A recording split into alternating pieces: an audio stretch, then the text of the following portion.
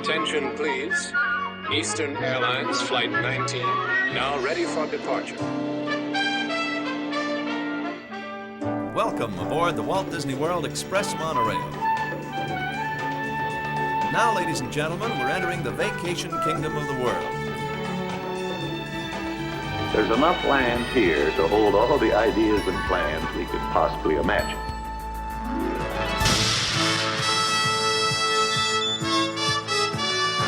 We call it Epcot. Will be our experimental prototype city of tomorrow. Welcome to another episode of the Retro Disney World Podcast, taking you back to the vacation kingdom of the world, the way it was, and the way it is in your memories. All right, welcome to another episode of the Retro Disney World Podcast, the official podcast of the Lake Buena Vista Historical Society. I'm Todd McCartney, your host, and this is episode 61, Alien Encounter, Part 1. So get ready, there will be a Part 2, and we'll explain a little bit about what we're doing and how we're going to split this up in the near future. Sitting in with me, as always, for this episode, coming to us from Tampa, Mr. Hal Bowers. How you doing tonight, Hal? Aloha, doing fine. We have a little bit of cooler weather here in the evenings, and it makes me ready to seize the near future. Do you know it's 44 out here right now? Oh my gosh. Yes. But it's funny you said it was cooler. That's good because we're going to give our ESPN Sports Center update for the year on, as Hal called it last year, the hockey. And Brian's Philadelphia Flyers and my Boston Bruins fell out early. There you go. There he is from the city of brotherly love. And how your Tampa Bay Lightning are playing in the Stanley Cup Finals Game 1 tonight. So that's congratulations. Right. That's right, because we're awesome. You are a great team. We are. And coming into Ohio, Mr. JT Kuger. How you doing tonight, JT? I'm good. I'll give the basketball update if you'd like. Yeah, please. I don't know the number. I wish I knew right now because you caught me off guard. But there was a team that was doing really good in the playoffs down in the bubble in Disney World. They got bumped to the Grand Floridian. What a horrible tragedy. Oh, geez. Once they ended up at the Grand Floridian, they never won another game and got knocked out of the playoffs. Oh, man. Wow. It's the Grand Floridian curse. This chi going, where they were at Yacht and Beach. It was just going good. They were on a roll, and they moved, and that was it. So I know the Grand Flow curse. I know, but they're still plugging along down there. So that's right. That's good. Well, the Celtics are in it, and the Cleveland's, are they out or are they in? They were never in, Todd. They were never in. Okay, this shows you how much I follow that. Now I have a question as not a sports aficionado. Sure. Is it the Celtics or is it the Celtics? C is soft. Celtics. They really shouldn't be in it because their team is just magically somehow coming together like luck of the Irish. But they're still down another game. Yeah. Mr. Brian P. Miles, we mentioned we've heard you a little bit. We mentioned your Flyers bowing out. So any other additional sports updates for you coming up? No sports updates here. No. Okay. We're just having a nice old time. It's the officially last day of summer here. Last hours of summer as That's we're right. recording this. And oh my gosh. That's right. Really? Officially, we're in the solstice. It is. Tomorrow that is my rule. I won't put up anything until summer is actually over. So tomorrow I will bust out the little bit of Halloween decorations I have, and then the day after Halloween they come down and Christmas stuff starts going up. It's appropriate now to have the Halloween candy. I was very disappointed in July when I went to a store and there was black and orange Junior Mints in July. Well, That's pushing it. Wow. But anyway, this is not the candy podcast or the grumpy old men complaining about how. No, it's the grumpy old men holidays. complaining about how things aren't like they used to be at Walt Disney World anymore. That's right. Speaking of which, let's get right into it. And with that, we have some comments and corrections. I'm going to kick it off here with, I'll tell you, we struck a chord with a number of people with our turnstiles, and you guys out there are super sleuths because Carla Carle wrote into us and mentioned that the carousel progress was there. Then we had Joe Barlow wrote in, and the riverboat has a turnstile, which is great. And then we also had, let's see here, Christopher Browner, and who mentioned that the Swiss Family Treehouse also has them. And then Carla wrote in again to us, and she went back, and the Astro Orbiter has one. So I'll tell you, there's more than you think out there. And not only did she tell us, she sent photographic evidence. Exactly. So we've got pictures. And we know the name of the company that makes the turnstiles now because it's on the top. It's silver. Yeah, you know what I think we'll do? Maybe at Retro Magic 2020, we'll have everybody go through a turnstile. Except don't go in behind Joe Barlow because he'll lock it in place so that you hurt yourself. Yeah. What a move. Oh, man. Oh, Joe's out there rolling, or he's got the fist up in the air for us. So, all right. We also had some Kugel Ball fountain updates too. Some people found one at their local mall in Detroit and sent us a photo of that, which was and the history great to of see. it. How it changed over the years. And yep. There's just oodles of Kugels. Yes. Oodles of Kugels. So if you have one in your town, make sure you get a picture with it and send it to us. Yep. Absolutely. So Hal, you also last month on our Tomorrowland episode also talked a little bit about these palm trees that we're supposed to, supposedly fold up at night or open up when the sun. And you did some digging, and what'd you find out? So I went back. We've actually did a little texting back and forth with Defunct Land talking about this because he's doing some prep work on a. Well, I don't want to spoil anything. He's working on a project that's going to involve that. And, and he had found some evidence that the manufacturer of the palm trees, because there's, a bunch of local companies that make that stuff. Disney doesn't make everything. They contract it out. On the manufacturer's website, it said it was designed to be retractable in inclement weather. So I guess if you had a hurricane or something, they could suck them up and make it go away. So that was one thing. So it almost sounds like that was what we would call in the software industry COTS, commercial off the shelf, right? Was it made for Disney or it was? It was okay. It was so it wasn't something that they were already making already. Right. Okay. Now, JT, you have a story that I believe that you told me about the palm trees that you had learned somewhere with the coconuts. Yes. Well, I didn't confirm this after, but I read that the one that's shrunk down. What's the word? We'll just call it retracted. Retracted. It doesn't have the coconuts around around the base because it used them up. I think they call that neutered. Yeah. It's been neutered. So the story behind that is that the coconuts actually collect power. Those palm trees are power collectors.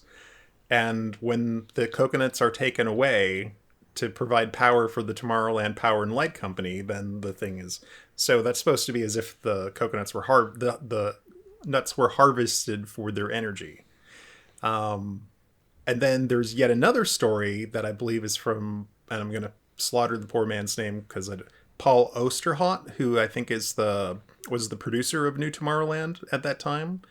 He said that the reason that one of them is like that is because it's supposed to show how the technology is not perfect. So what's interesting is there's 6 of these trees, and I actually went back through my photo collection, which I'm still in the process of preparing to send to Todd. I was going to, and then I realized, oh my gosh, I know that there's more photos of Alien Encounter that I have so I dug those out, and after this show is recorded, I will pack it all up to Todd to scan, and we can put it on the site. I actually have a time lapse of those trees being installed starting in July. I think 93 going through the next year. And what's funny is there are 6 of them. They form kind of a semicircle or an arc as you approach Space Mountain. And I have it where the first 3 are installed with their tops, and the next 3 are just the sticks without the tops on them. Then the next picture I have is in, I think, November of the year.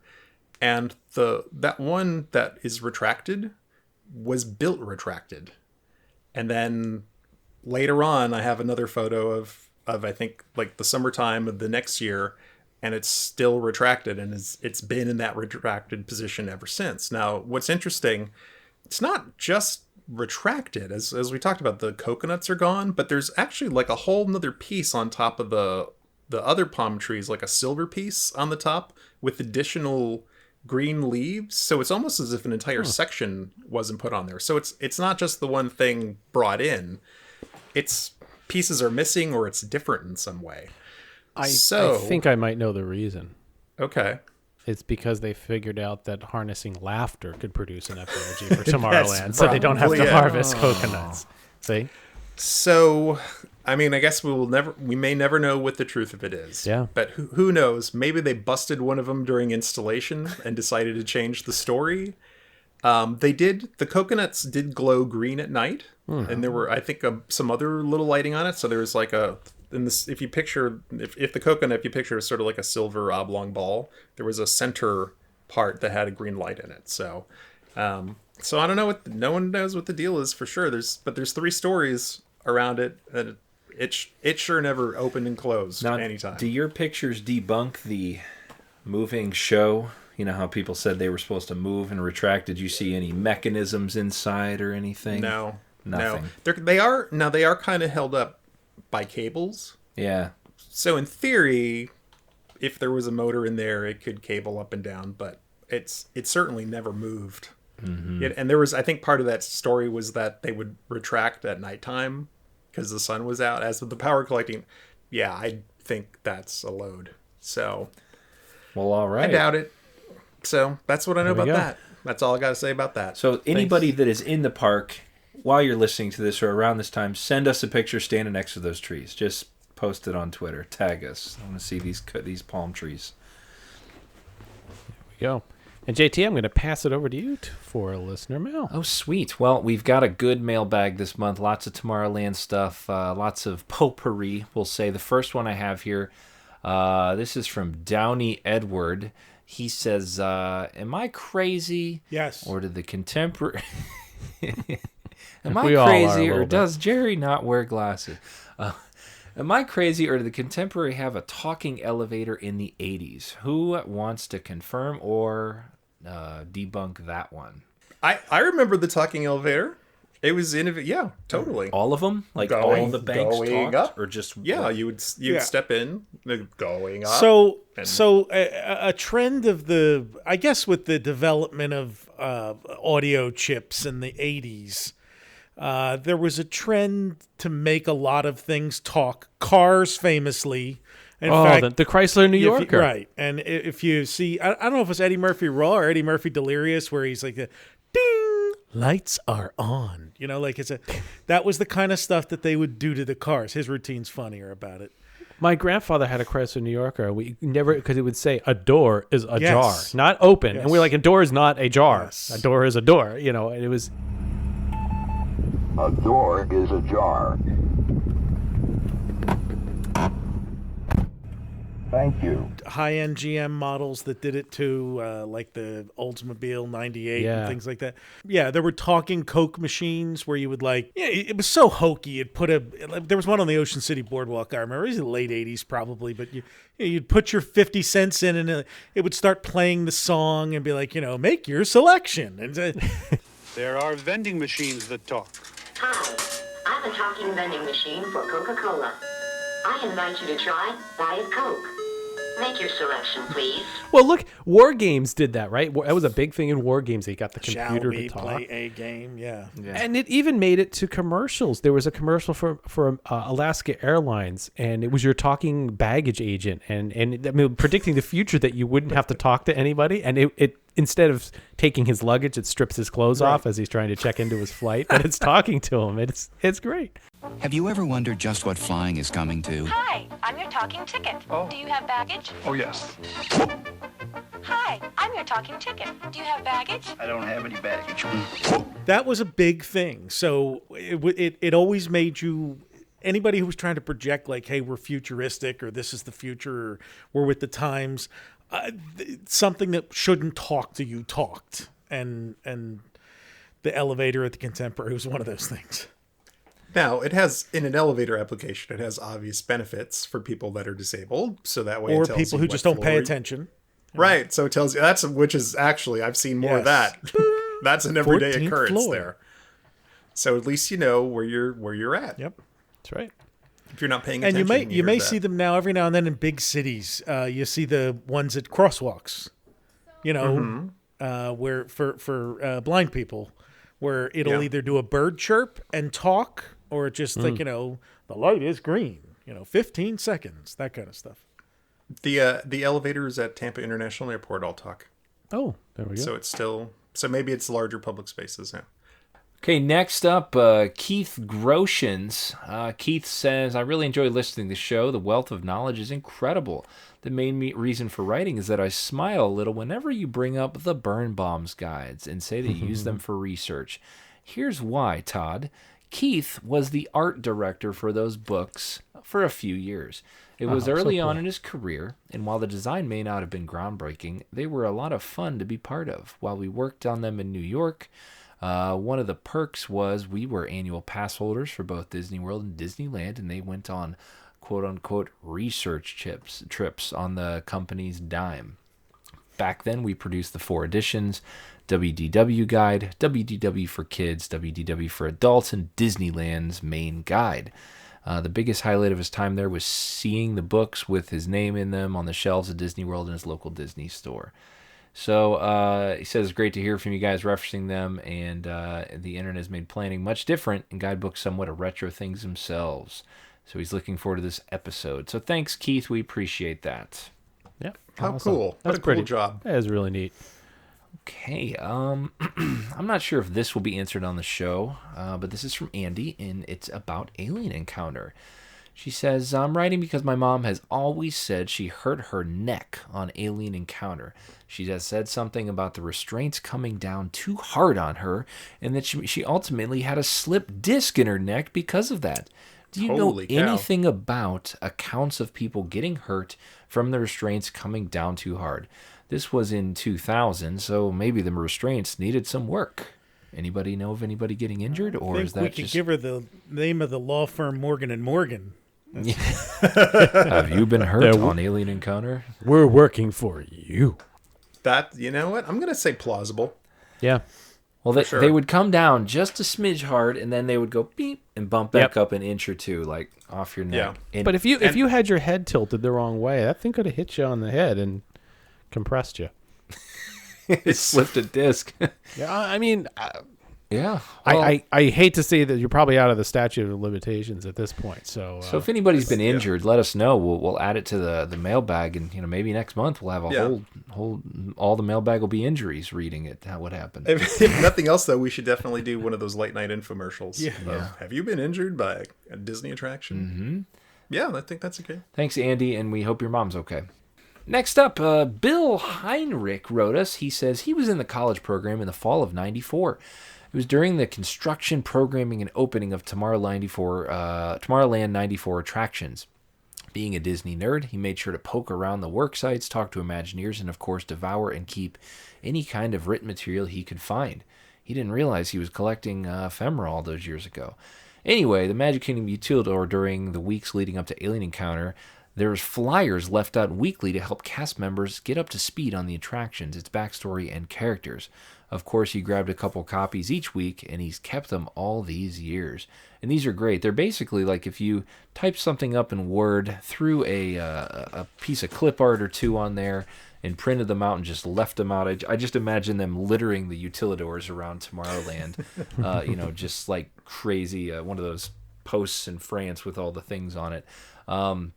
They say everything from info about excess tech to things about a small demonstration of the Series 1000 teleportation system, and just they're little flyers. We'll put them on the show notes here. He sent probably about 9 of them, but they're pretty cool. So thank you, Bill. Very, very cool, and that's neat. You saved those. I do like. Yeah, we are gonna reference those during the show. Oh, so we are? Okay. Yeah, sure, for sure, because there's some good stuff in there. I like the Clench is watching with the eyes. It says it's just a little logo. It says Clench is watching, and then have you seized the future? Like, if not, you better do it. So finally, and this has been a great month, lots to choose from. This is from Neuro. Neuro touches base with us about Epcot, and we've heard this one before, but I thought it was a good one. What people ask, what does Epcot stands for? Obviously, we have the one every person comes out tired, and the other one, which is pretty funny and not heard as often, Eisner's polyester clothes of torture. So, I don't know. He says, obviously, Eisner didn't have much to say about Epcot costuming, but it makes him chuckle to this day. So, thanks for the little note there, Neuro. Appreciate it. And he was an Epcot employee around 2001. So, good to hear from you. That is all we have in the mailbag or time for this month. If you'd like to end up on the show, write us a note, podcast@retrowdw.com. Email, Twitter, anywhere you can get a hold of us. We can potentially get you on the show with your note, story, or media, whatever you have. Or if you really want to be on the show, check out our donation list, right? One of our top tier donations will actually get you to sit in a seat on a future episode. That is true. A couple people that have done that. We're going to reach out to them and get them scheduled up. I think one of the big things with that is you get to pick the show. We don't just do Golf Resort and say you better be on or that's it. You can pick the show. You want to do. Even participate. You don't just have to sit there like Silent Rob. Yep. You can go. Yep. We got somebody coming in to help us out with Magic Journeys. So it'll be great. All right. Well, thank you, JT. All right, gentlemen, it is time for this month's audio rewind and how we reached into your audio bag. I don't know. Is it a bag, a box? How do you store these? I have a. It's kind of like a Ziploc. Oh, no. Okay. Picture reel to reel. He's back there spinning. Well, I'm thinking where he stores all this. Is it a safe? Where do I put this stuff? I don't know. I need some. Usually, it's just somewhere in a pile on the floor. Fair enough. But he's moved to the digital age. Brian's digitalized. Now it's a digital pile. Yeah. It's just a bunch of ones and zeros thrown in. It's just kind of over there. Yeah. I write a program that goes into a tank, and then the tank drives around, and then eventually it finds what I'm looking for, and then it programs a Big Track. Remember the Big Track XL? Oh, Big Track. Oh my gosh, that's right. Yeah. I had a command control Datsun that you would program. You lift up the hood, and they had a same keypad kind of on keypad it. as Big Track. Yeah. Was it the same thing? Okay, probably. Yeah. But the Big Track XL, and then about 10 years ago, I think it was what's the Geek site? The site that sells all the ThinkGeek. Yeah, ThinkGeek made a miniature, not miniature, like a normal sized replica of the Big Track XL, and my friends got it for me for Christmas, and I would dig it out about once a year, and then a couple of years back it just ceased working. So it's not it's not really a shop I can send it to. So it went out in the trash. But it was kind of cool. I mean, I'd sit there and program the thing. It was. When are those guys going to make a Seiko? Yeah, there we go. That's what we need. Makes a great birthday gift. That's right. See what you did there. Happy birthday, Polly. All right. Well, it's time to move over to the last month's audio rewind. So let's take a listen to last month's audio rewind.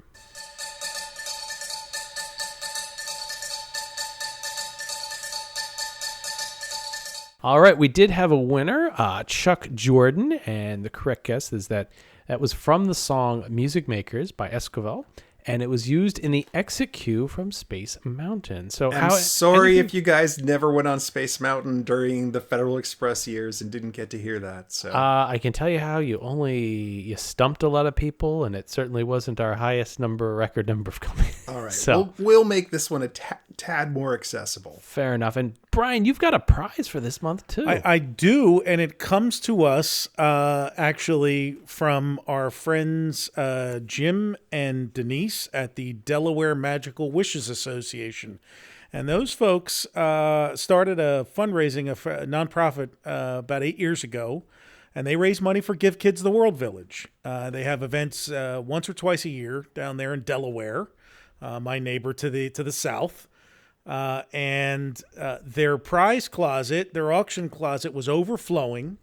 So on a trip up to the IKEA, not far from me, they said, "Can we meet up with you?"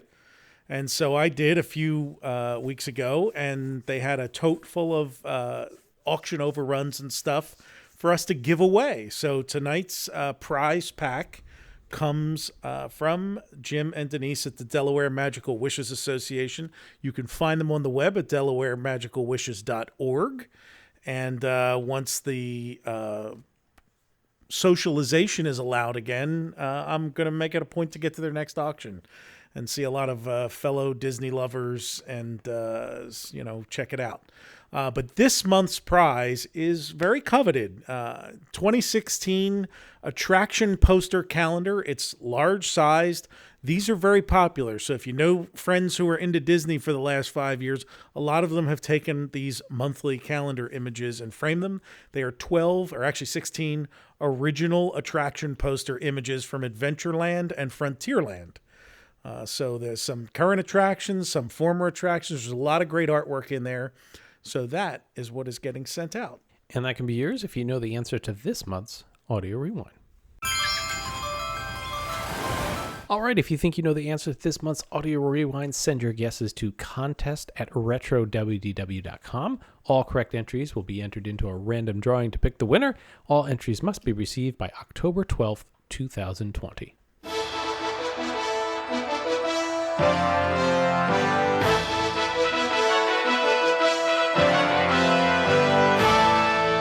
Welcome to the universe of XS. You're about to experience the latest scientific wonder brought to you by XS Tech. All right, well, it is time to get into this month's main topic. And as we mentioned at the top of the show, and the episode title is Alien Encounter Part 1. So, as we mentioned, we will be doing this in 2 parts. Tonight, as we record, we're going to be talking a little bit of the history, but more so a walkthrough of the attraction, talking about some of its merchandise, different things that went along with it, the casting.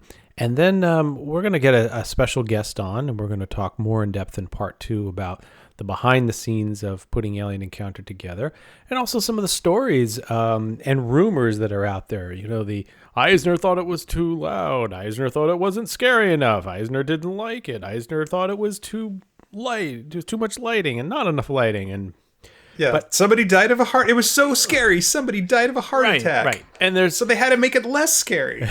And how cautioned all of us. There's a lot of crap out there, and then we want to make sure that we get you the correct story. So we're going to the source of the truth for some of this, and it's going to take us a little more time. But Hal's going to lead us through here. I've got a number of newspaper articles. I've got some technical information about the attraction itself I'd like to go through. JT, you did some research on not only some of the merchandise things that you found. I found some. I want to talk about a crazy TV special and some of the commercials, and of course, he's no longer with us. But Regis Philbin even did a little bit for Alien Encounter that we can share with you guys too. Yes, Regis. So, so I didn't know. I didn't even realize he did that bit. I knew he did the Twilight Zone Tower of Terror bit, but this was another one that he did. So. Anyway, without further ado, it's Alien Encounter. So turn off your lights, close your eyes, and we're about to take you on a binaural journey. And How is on the left? How is on the right? Yeah, why didn't we record this we should have recorded this episode binaurally for sure. We need like extra microphones, and we'd all have to have the head in our Just keep doing the balance back and forth between left and right. Good. Yeah. Well, you know what? Maybe I can do a special Dolby Atmos mix. Oh, there we go. For this one. Then you're doing the editing. It's all on you.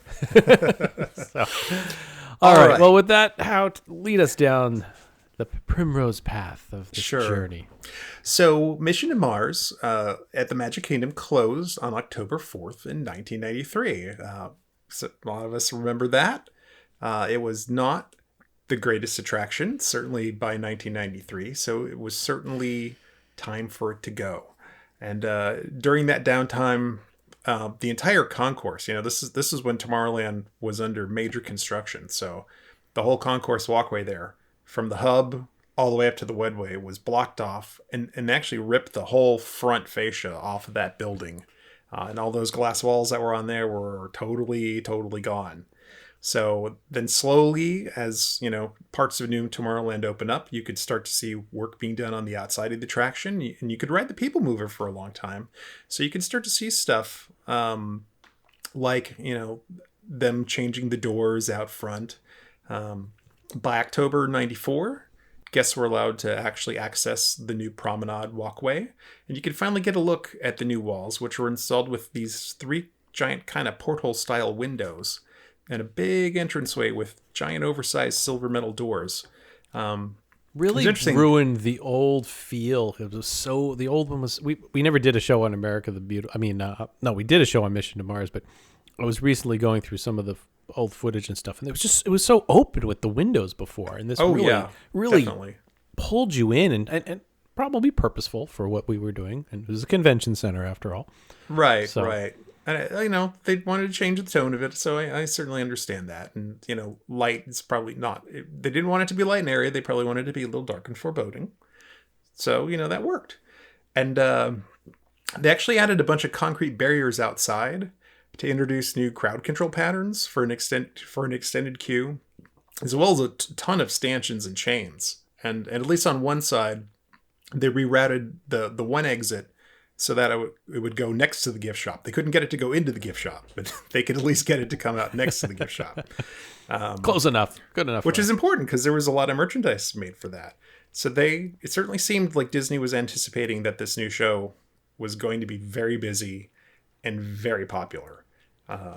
Some of the stories were that they were anticipating this along the lines of like what Star Tours bought them, right? Sure. There was a lot of pomp and circumstance around Star Tours. It was a new way of experiencing attraction. So was this. This was the first real kind of binaural sound sensory attraction that was ever created. So I think they were expecting to get that same oomph because Star Tours was, still is a success. Yeah, well, certainly, I mean, there's documentation in newspapers that for the first, at least, 2-3 weeks when it was open, it had a 2-hour wait.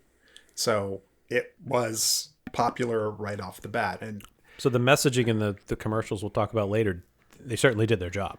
Yeah, I mean, there was a lot of hype leading up to this. So it was I think a success at least when people hadn't seen it yet, right out of the gate.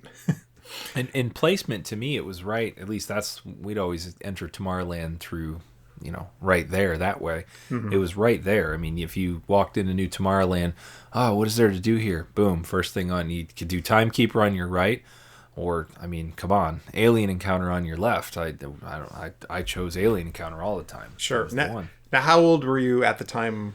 Do you recall, JT? 12. Okay.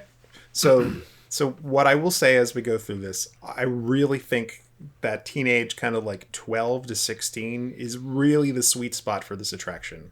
It was perfect. Which is a little bit different. But, Brian has talked about this before about how during this time period, they were acutely aware of Universal and its effect on things. And interestingly enough, I found an article today saying that in that year, before they debuted this, Magic Kingdom was actually down 3.5% from attendance, while Universal was up 4%. So I think they saw the shift in markets, and they needed something that was a little bit more thrilling and a little bit more to fit into that teen market, because the Magic Kingdom at that point was, princesses and fairies. Right, and a big change was you could argue that it started with the Matterhorn, but there was an attempt to make thrilling rides that would give you a thrill, but there was never an intention to scare you. Even the Haunted Mansion wasn't scary for anyone but the most sensitive of dispositions. It was intended to be whimsical for the most part. And this was Universal was making, you might die because King Kong's going to grab you and Jaws is going to eat you. And so they felt like they needed to step it up a notch. And this, I'll say too, at that time, it's funny you threw those numbers out there. We're even to this day, I mean, I've been to Universal 2-3 times at most. I mean, we go to Disney, we stay on property, we usually don't leave. But those were the years where we kind of looked that way towards Universal. Like we went because I loved Back to the Future and I really wanted to ride that ride. Or, Jaws a little bit, but definitely seeing the movies, the attractions, the thrilling things. And then, Magic Kingdom, well, I hit Space Mountain. That's pretty thrilling. And, maybe Splash Mountain was cool, but they were still singing on it. It wasn't like, thrilling like Back to the Future. Well, so JT, go ahead. I think you hit on one of the big things. I'm sure we're going to talk about this in episode 2 when we, there was all this history and thought that it was going to be Alien for Nostromo, and they wanted to bring in, an actual intellectual property, and we're going to get in the details. But you being what you just said at your age, you wanted to see Back to the Future and Terminator and all whatever. Terminator was later, but whatever those other ones were. Because, I think that's part of the importance. So I think it became very hard for them to do the draw that they get, and that was part of the challenge, I think. And the other thing with that is you have to think this is pre-internet, and I mean when I rolled up in March, it was March of '95, so I saw it a year after it opened. I didn't even know it was going to be there. There was no internet really for me to know what was coming. We walked in. I didn't even know Tomorrowland was new. Wow, what is this? And wait, alien encounter. My first thought was it was the alien from Alien. Like, I was thinking that the whole time, until you saw it. You're like, oh, I guess it's not. But So I mean, I guess I'll sprinkle this in, but I talked to Rob because we were there in January of '95 when it opened. So we saw version numero uno before it was shelved for reworking. And that was the point JT just made was one that Rob made, was that there was really no internet. Birnbaum was going, to the degree they mentioned it at all, in what would have been the new 95 guide. They wouldn't have seen the attraction. It would have been based off of what Disney's PR told them, which we have. So you were we wandered into it not knowing what it was, having really no idea what to expect, which amped up that first experience and how scary it could be. Well, I didn't even know, too, Mission to Mars, I don't think I ever did that up to that point. I mean, because it was just an old ride and we skipped it. I didn't even know it was going to be a circle theater. I really had no idea what this was, except aliens were involved. It seems a little sketchy, and I'm excited because I'm 12. and maybe this was the core problem that we just hit on. We just talked about 2 attractions, right? We had Timekeeper.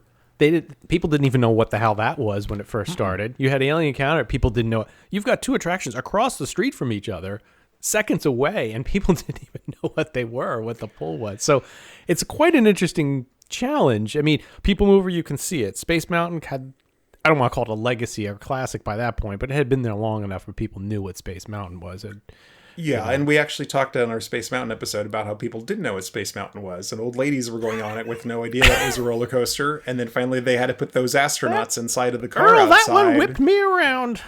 To give some kind of indication that it was in fact a roller coaster, because nobody knew. And this is actually still a problem to this day, especially as places like Disney Springs try to get into this gentrification motif where they take, oh, this is an old airport, but now it's an Italian restaurant. Well, how in the hell is anybody supposed to know that there's an Italian restaurant inside? It doesn't look like an Italian restaurant. Grandma's going through a jungle trek before she knows she's plumbing down water in Africa and pulls her back out, right? Yeah, so it is an interesting thing to do the like, oh, it's this thing, but it's really this. Telegraphing a little bit of what is inside your attraction is probably still important. We had that experience in Disneyland Paris. My friend who was with me does not ride looping coasters. And we got on Space Mountain there, not knowing that there's a loop in there. And he came out, in one piece, but he was very shaken up by it. Know before you go. Yes. I guess that's the... All right. So during the weeks preceding the opening, cast members were given handout sheets to familiarize themselves with the stories and the characters. That's what Bill Heinrich gave us. And thank you, Bill, for holding on to those for 26 years and scanning them for us. Because I will be referencing them because they contain some names and some facts that have been lost to time until tonight. So this is kind of exciting. We get to reacquaint the world with some stuff that nobody knows about on the internet. So, except for him and now us. So the show story begins outside of the Tomorrowland Interplanetary Convention Center, which is the new name of the Mission to Mars building. So as you remember, a lot of the new Tomorrowland things kind of picked up new names, like the Timekeeper was inside of the Metropolis Science Center. And, this building became the Interplanetary Convention Center. So there's kind of like a layer of story here, which was a really big thing in the early 90s, is to kind of throw as much story in as possible. At the end of the building's exterior, facing the People Mover, there was a giant teleportation transmission tower on the roof. Now, did any of you guys pick up on, that was supposed to be added onto the architecture, like it wasn't part of it initially? That was the yellow weird thing that was on the... Was it yellow and kind of... What part? So there was a big yellow tower at the end with a glass ball on it that would light up. Tacked on top of the corner there at Alien Encounter. Yeah, it was supposed to feel as if that was an alien thing that was kind of tacked onto the building. I didn't. Oh, almost just for the convention, we're gonna put this on and exactly. To me, it matched the rest of it. I didn't really feel like that was. It wasn't obvious to me. I would say that was supposed to be specially added for this. Well, it's weird because it was farther down. You didn't necessarily see it if you hooked a hard left into the queue there.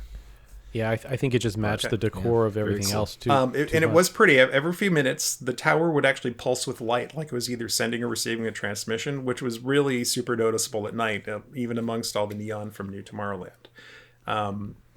There was a metal banner below that tower that was promoting excess tech, now on Earth to present excess technology to seize the future. And then below that is kind of this mechanism in this. So there was a manhole cover with the logo of the Tomorrowland Department of Energy kind of moved out of place to expose the hole. And then there was this like 15-foot tall alien device. It looks kind of like a combination of power coupling and a data transmission line coming out of the hole. And then there were cables going up into the transmission tower. So you're trying to get the idea that like this thing was kind of jacked into, the Tomorrowland system, added on in order to make this go. Yeah, it's funny how I'm looking at some pictures now on our site, and it's like, okay, the big yellow tower. And I think the problem is that you had all this other motif in the area that was also yellow. So it just felt like it just blended in. It just didn't. The color matched the rest of it, yeah. Yeah, so I mean, you never got the feeling. I never did until you mentioned it now that it's like, oh, we tacked this on to beam. It was the antenna to do what you were about to see, and that just never. Yeah, it's interesting. I'll send you guys these. I'm looking at two links here. Part of the problem too with that alley is that it is difficult to pull details in because it's like Calcutta at rush hour. You're always like making your way through there with a bajillion people because it's very narrow. What are you looking at too? The Astro Orbiter. That's right. That's the weenie there. So yeah, you're not, and when you're going in the queue, you're not looking up and go, oh, look at that, look at that transporter there. That's how they're going to beam us. You almost need to be coming around. Well, you do. You need to be coming around from the other side to really get any appreciation. And you remember for at this time too was when they had those little things we talked about last month, like the spaceship and all you could sit in. So there was 1,000 things to distract you. Including the cast member trying to get you to come into Timekeeper because everybody was walking by it. Well, and the Kugel Ball. You know what, too? The architecture was so severely dismantled, I will say, even though it wasn't dismantled. But the architecture and the lines were dismantled, so your sight lines were all gobbled up with other gunk and things hanging off, too. So nothing, even to this day, you just don't get a straight shot of seeing anything. You're always always an obscured view. Yeah, so this picture will come to us, but here's a little picture of the detail of the tower. How documenting the tower and everything. And then here's the manhole cover. There it is. Oh yes, and it had a guard around it. I see that. Yeah, that was you couldn't. Well, you wouldn't want to fall in the hole, You'd fall down in the sewer. Here's the dog that tried to bite me. Yeah. Here's the hotel I stayed in. That's from Fletch. There's a Fletch reference for you. So what was kind of neat is on the outside of the device were these sort of like not hieroglyphics, but like these glyph symbols. And our friend Michael Crawford, Progress City, USA, actually managed to save a sheet that must have been handed out at the time, revealing the translation of them. And they were Microsoft Wingdings. It turns out it was a safety warning that more or less translated to, attention, official notice to you. Use of this device while unprotected by safety gear causes electrical hazard. And then the right side was, warranty regarding electric shock to operators is void if the device is misused. So it's a nice little piece of lore there, I guess, that nobody would really know about or care about. We care how. We care. We care. Now, this device and the banners outside are kind of our first introduction to a visual style that the Imagineers dubbed Alien Deco, which you'll see more inside. So it was supposed to be a combination of like Art Deco and alien stuff. And along with the Excess Tech banners, which use a custom typeface made for the attraction. I don't know how many attractions got custom typefaces made for them, but it got one. There's a second sign that was attached to the outside of the structure that had the attraction's true and super long name, which was the Extraterrestrial. Ooh, I see what you did there. Alien Encounter. And then on the bottom of that was this descriptor, a sensory thriller from Disney and George Lucas. Can you imagine just running around the park? I want to go to extraterrestrial, alien. You just too much. It's a mouthful. It is. But then again, maybe that set the precedent for all the really super long names that they have today. That's right. Of everything. Even Space Mountain was called Space Mountain: A Journey Through Space and Time. For some reason, it was on the long I'm telling side. you, they were going George Lucas. They were trying to get the ET crowd with extraterrestrial. Sure. Oh, they were trying to get a different crowd we're going to talk about too. and I think you actually have nailed something, because they talked about one of the difficulty of doing this new kind of show, which we haven't even talked about, because we'll get into it's just trying to explain to people what in the world is this thing. So you're right.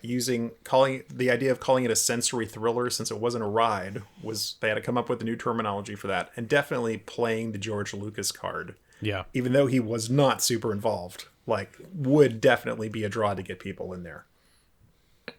The cast member previews were on December 16th and 17th, 1994, from 6 a.m. to 1 p.m. And then the show opened to the public on the following Monday for its official soft opening. So let's take a walk into Alien Encounter during its first version, which would only stay open until January 12th, 1995. And how we're not going to go into the true reasons, right? We're going to save that for... We'll save that. For next episode. But all we know is that Michael Eisner and possibly a few other stars who were also in town for the opening of Planet Hollywood at Pleasure Island went over and experienced it, and then had some feedback for them on the 17th. I don't know. At this point, I don't know if anyone's ridden Mission to Mars, but if you rode Mission to Mars, you I wouldn't walked say into... you rode it. You You sat through it. You sat in it. Well, when you entered the room, there was a big room. There was just kind of like a generic holding room. It had painted walls with multiple, hot colors. And this had the same thing. You walked in, and it was kind of the same kind of large generic holding room. And that did open as Flight to the Moon, right? Wasn't that the first attraction there? Mm-hmm. Yep. That was the first one. That's the one we have the picture. It's the big glass doors, and it looks like a breezeway at a mall, basically, right? Yes. Okay, got it. So you'd come in, and then there were two kind of identical signs on the wall, which were actually taken sort of from a graphic in the videos that we'll talk about in a second. And they showed you the 6 divisions of XS technologies, which is techno-surveillance, genetic engineering, electro-robotics, cryo-cybernetics, which I guess maybe that could be your frozen walt head, planetary restructuring, and hyper-transport. So those definitely sound kind of spooky, especially the techno-surveillance and the genetic engineering. So it seems like something perhaps a little fishy's going on. On the left side, sort of facing those windows, which were covered with a film so that way the light didn't come in too brightly, but you could kind of see people shuffling past, were big TVs in kind of these retro futuristic cases. And inside of that, they're humongous. Yeah. Well, I mean, that was the era too. Anytime there was a wait, like Cedar Point, Geauga Lake, any of these where they did put the TV, it was in, a big tube TV in the big case. Right. And just imagine this is a tube TV with, big bubbly plastic and stuff around it. So it kind of looked like, it was a TV, but it wasn't type thing. Yeah. I think there were probably some like those Jetson like things that's poking off the side just to make it look kind of spacey, and probably the logo from the Tomorrowland Interplanetary Convention Center on it. So while you were waiting, you would put up these cards, and they had kind of like some more of the world building type stuff. Like they would mention the League of Planets, and was having an interstellar debate on space science, Mission to Mars, history or hoax, with Professor Tom Morrow. So a little nod, Easter egg to Mission to Mars and Flight to the Moon.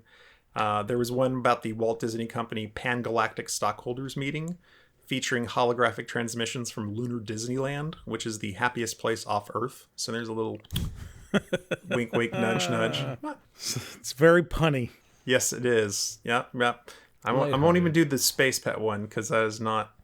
We don't need to do that. But even we talked about tomorrow. I mean, it was that way when you looked at the People Mover, right? The Tomorrowland Transit Authority was very... and in Space Mountain too, there were tons of puns and humor in that SMTV loop that ran in there. So, and according to former cast member Derek Santinello, there may have been a few additional screens that only ran when the attraction was running at half capacity with one. So here's our hunt. It's like somebody go find out what the other screens are that we don't know about. So after these ads, then there's a pre-show video that actually finally introduces us all to XS technology. And the presentation starts with model Tyra Banks in full green-skinned alien makeup. And what's neat is they shot her head on, and as she ends her line, her head makes this tilt kind of to the side, and then you can see kind of like this enlarged alien cranium. So it's makes it real evident real quick, like, oh, okay, these are aliens, and they're kind of different from us, which is pretty cool. She tells us a little bit more about the history of XS before introducing XS's leader, Chairman L.C. Clench, who is played, I think, magnificently scummy, particularly by Jeffrey Jones, who was the principal in Ferris Bueller's Day Off and the father in Beetlejuice. And he goes on to tell us how Earth was discovered by one of XS's market research probes. And then he delivers some pretty unforgettable lines, painting his company perhaps as something less than totally benevolent. I know some critics have implied that we are interested in the Earth solely for commercial reasons, for profit. But I believe we have an important obligation to help less fortunate planets upgrade their technologies. Profit is simply a byproduct we've learned to live with. At the video's conclusion, an unseen voice tells us that the automatic doors ahead of us will open, and we're to move on to the next demonstration area. Ladies and gentlemen, in just a few moments, the automatic doors will open and you will proceed to the XS demonstration area. Please stand clear of the doors until they are fully open. Thank you, and have a pleasant stay here at the Tomorrowland Interplanetary Convention Center. So we go through the doors, and we see two clear cylinders on either side of the room, and there's a dial up at the top of the cylinders with the words Series 1000 on there. And as the cast member documents pointed out, that we're looking at the Series 2000 transporter model. The one inside, although we are never told this, is the Series 10,000. So this is like the baby version, and then of course you're going to be moving on to the big version later on. Inside the chamber to the left is a small, cute little alien creature. He's not referred to by name in this version of the show, but in the cast member stuff and in all the press, every newspaper article, Birnbaums, everyone knows him as Skippy. So at this point, I don't know why the audience doesn't know that this is Skippy, and we'll never know that it's Skippy until the second version. But everybody else in the world knows that this is Skippy, apparently. And here's the lore lost from the cast member documents that perhaps no one has heard of in the last 26 years. So Skippy is short for Skippycanthropus morinicus. And its species is the Fluthmugan cliffhuggerum, which the sheet says are not very smart animals, making them an ideal species and willing participant. So there we have both the scientific and species name of Skippy, which has been lost to history until perhaps this moment. There is a robot in the center between these two chambers, and he is going over the actual procedures of how to do the demonstration in his book as people come in, and he welcomes you in. The press stories and the cast member documents refer to him as Tom 2000, which stands for Series 2000 Techno-Robotic Oratorical System. And again, this name is not ever used in the show. So they have gone through the trouble of naming him and putting this information out in the press, but he never introduces himself as such at all. So it's fascinating to me that they would actually go through that work for, I don't know, no reason. In this version, he is voiced by Phil Hartman, and he does a really great job with this script. Welcome to the great big universe of XS. I'm the XS 2000 Technobotic Presentation Unit, programmed to show you how to seize the future. Now you're probably asking, what could the galaxy's leader in sophisticated consumer technology possibly do for me? Well, how would you like to travel anywhere, anytime, at the touch of a button? Science fiction? Science fact. It's very lighthearted too. It is. He makes cheeky a lot of mistakes. In a way, yeah. Yeah, it's like half of it is like, used to pre-shows being very exposition heavy, and half of this is like him looking stuff up to try to figure out what to do next, which is kind of interesting. Very different for a Disney pre-show. He is more or less a stock animatronic figure, dressed with a few plastic chest pieces, a bow tie, and a bike helmet. Although he did have really intricate and interesting like eyes. So he had this kind of like glass visor across the front, and they shot lasers in the front of it and animated the lasers just like the animated lasers in Journey into Imagination where the dancers came out. So he had kind of like laser eyes that were animated and could move, which was pretty neat and kind of different. I think that was maybe the first time they had used that. So Tom goes and tells us about the wonders of excess technology and begins the teleportation process of Skippy. So the robot detects interference in the transmission when it's part of the way over, and his solution is to boost the power. So then when the alien arrives on the other side of the chamber, he is burnt and smoking. So that's kind of how Skippy gets fried in this version. And then he checks the manual again to see what to do. As he's telling us that we can move on to the next area to experience the excess teleportation personally, he accidentally turns himself off and the whole rest of the demonstration area, and the alien is just left in the tube making little chirping noises, and we walk off into the next place. So, as you said, it is much more lighthearted. It is not evil, and kind of the idea I think they are trying to give is that, you know, Excess is not necessarily an evil corporation. They're just kind of run by inept people. Yeah, they don't have everything. They don't have everything together yet. So prep yourself for something that may not go right. You go quite right. Exactly. So the disembodied female voice reminds us to move into the next demonstration area, and we walk to our right into a hallway that has a much, much darker tone, and now we are fully enveloped into that alien deco style. And do you think how that, you know, I've read some articles that this might have been a bit of an abrupt change that caused some of the confusion too, going from this lighthearted to a very dark and serious, different tone. Oh, for sure. And I think it got confusing, right? I think we'll talk about that when we get to the second version, and then we can then specifically talk why the tonal shift was there. Just put me on mute. That's fine. For sure. No. See, I thought that second hallway after you left it, that's when I was still thinking this is still Alien. It got dark. I felt like I was kind of on Nostromo, you know, at 12 years old. I'm like, this is weird. What's happening? Where am I going? Yeah, it was weird. There are a bunch of cables running from the ceiling, like the lighting fixture in the middle down to the end. And there was this thing at the end of the hallway, which was marked as being a service elevator. But there are a lot of service elevators in Imagineering shows in 1994 between Tower of Terror and this. Service elevators must have been hot. And then there was just like a bunch of more of this alien power equipment with stuff plugged in. So you're getting the idea that there's just these cables everywhere and stuff is jacked into this to make this all work. And one of the things that I noticed right away when I went in is the sound. So as you walked down that hallway, there was kind of like this weird low rumble. Yeah, like just a woofer is just on just a smidge or something. Yeah, a big woofer. And some definitely like weird room chamber noises that were kind of disquieting. So it was a really great effect. How did you record any of this? I did, you know what? That's the one. I probably have caught a little bit somewhere in walking between those hallways, because I did record this first version in binaural from start to finish. What? Oh, wow. Yeah, this is big news. This is he and his styrofoam head. Me and the styrofoam head. Yeah. Did the head get its own? Yeah. Did it get its own restraint? It did. Yeah. Yes.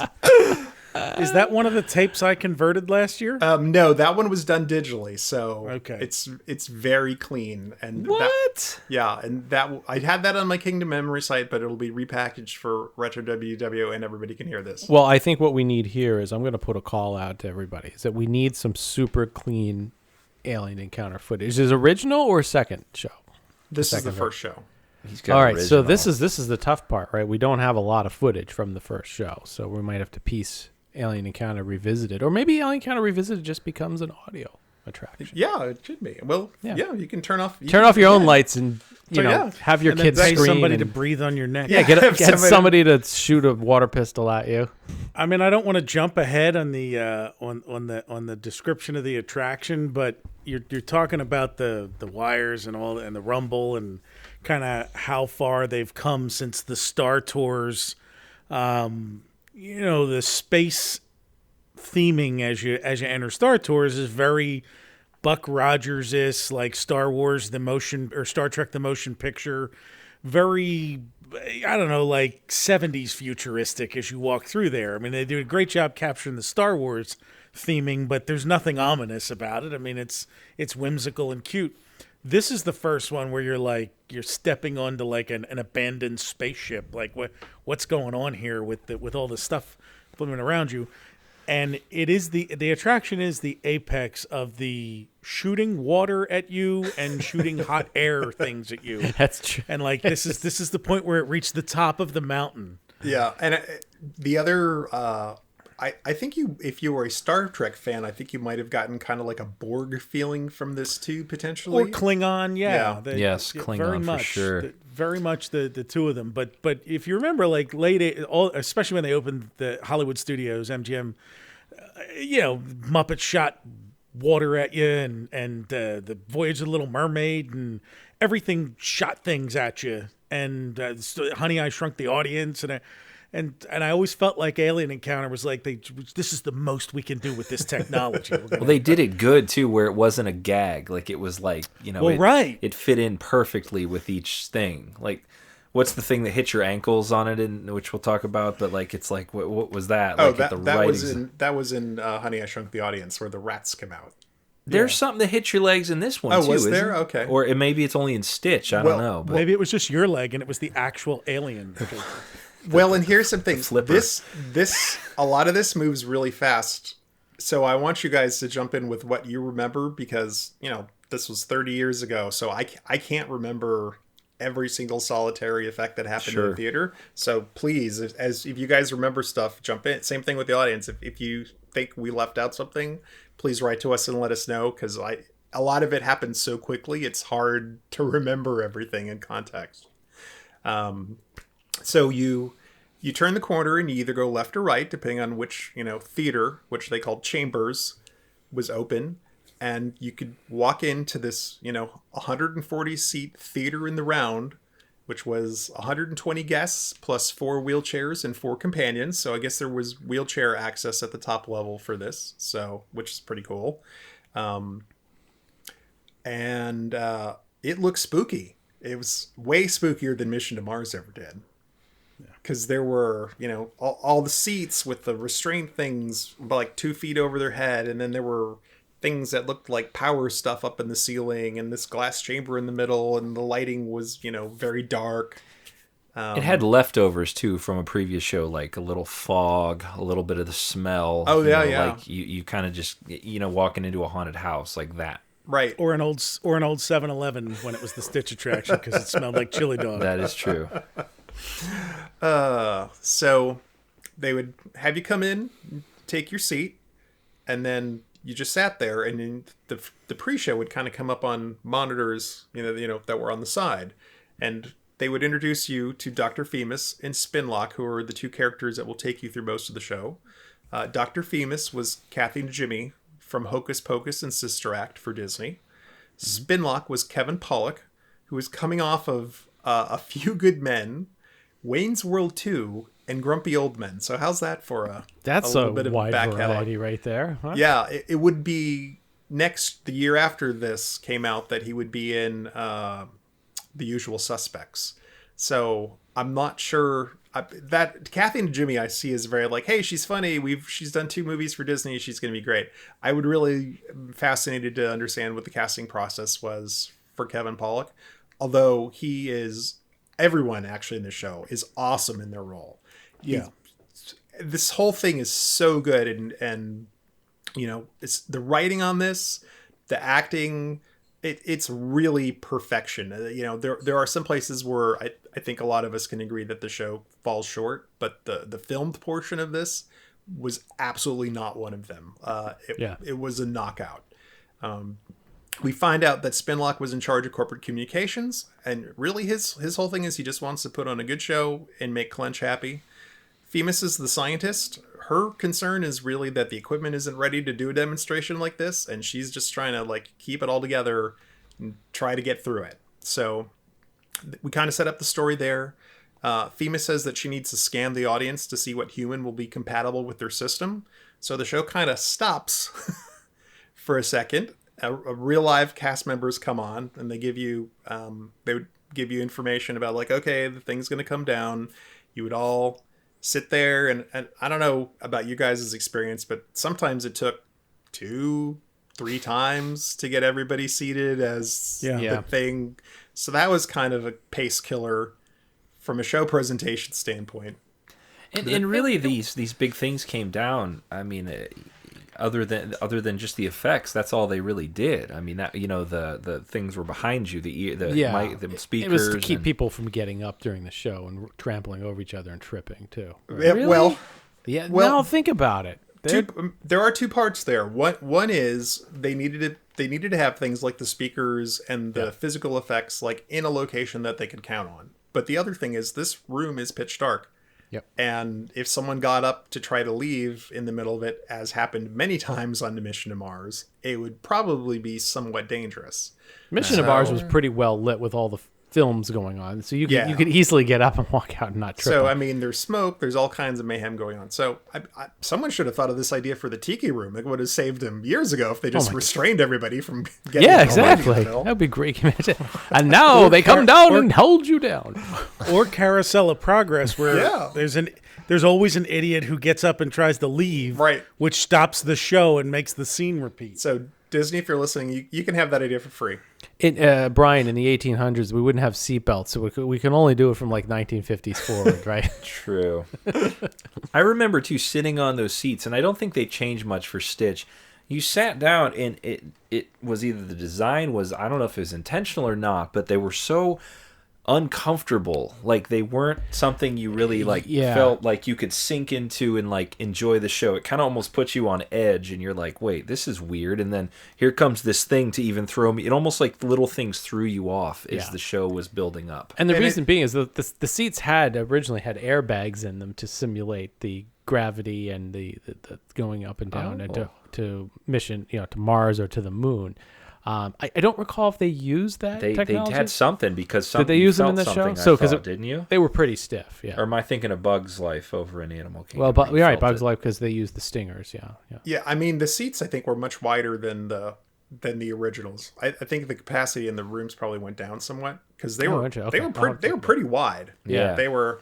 But as I said, they're on an odd angle, and and definitely the restraining thing I think helps with that claustrophobic feeling to get you kind of in the mindset of like, something is not right. And Todd's right. You couldn't spring up if you wanted to. That's the whole thing. Like things breathing on your neck. You're like, oh, let me get out of here. And you can't go anywhere. Mm-hmm. And everything was rubbery too. Like the seat had a weird rubber, like almost like a bike handle grip. And then the thing that came down had a rubbery feel to it. I remember, as like a kid, you're just like, what the heck is this? And you're touching everything because there's no pandemic and, whatever. Everything felt weird, like weird textures all over the place. That's true. And easy to clean up because it's rubber. Yes. Yeah, you could hose it down from a vomit or a blood, That's whatever. Right. So after all of the volunteers, which is what we were called as audience members, we were the volunteers. So after the volunteers are properly restrained, the show continues finally. Chairman Clench bursts into the control facility, wanting to change the demonstration at the last moment. I've been seized. Something you ate, sir? Seized with inspiration. A new idea. Oh, terrific. We're live, right? Yes, very. Hello, everyone. I've recalculated our plan. You see, if we bring one of you here, well, just get to meet one of you. However, if I'm teleported to Earth, I can meet all of you, shake each hand, and personally answer all your questions about the wonders of excess. I'll be with you in just a moment. So yeah, how I just did some looking. I looked at an alien encounter, Stitch, as well as Flight to the Moon and Mission to Mars, and the first lower ring has 24 seats on Mission to Mars, and all the others have 24 seats on the lower ring. So they were modified, but they did not lose any capacity from what I can tell. Phew! Which is interesting. Right. Which makes sense. You don't want to, if it was that popular of attraction, if we were right. Oh yeah, you need to get as many people in there as possible. And I think it was about 1,600 per hour is what they said, I believe. So all right. Yeah, the show was only roughly about 8 minutes long. So you could move people through. Yeah. Yep. Came in, abruptly stopped it. That's right. Oh, yeah.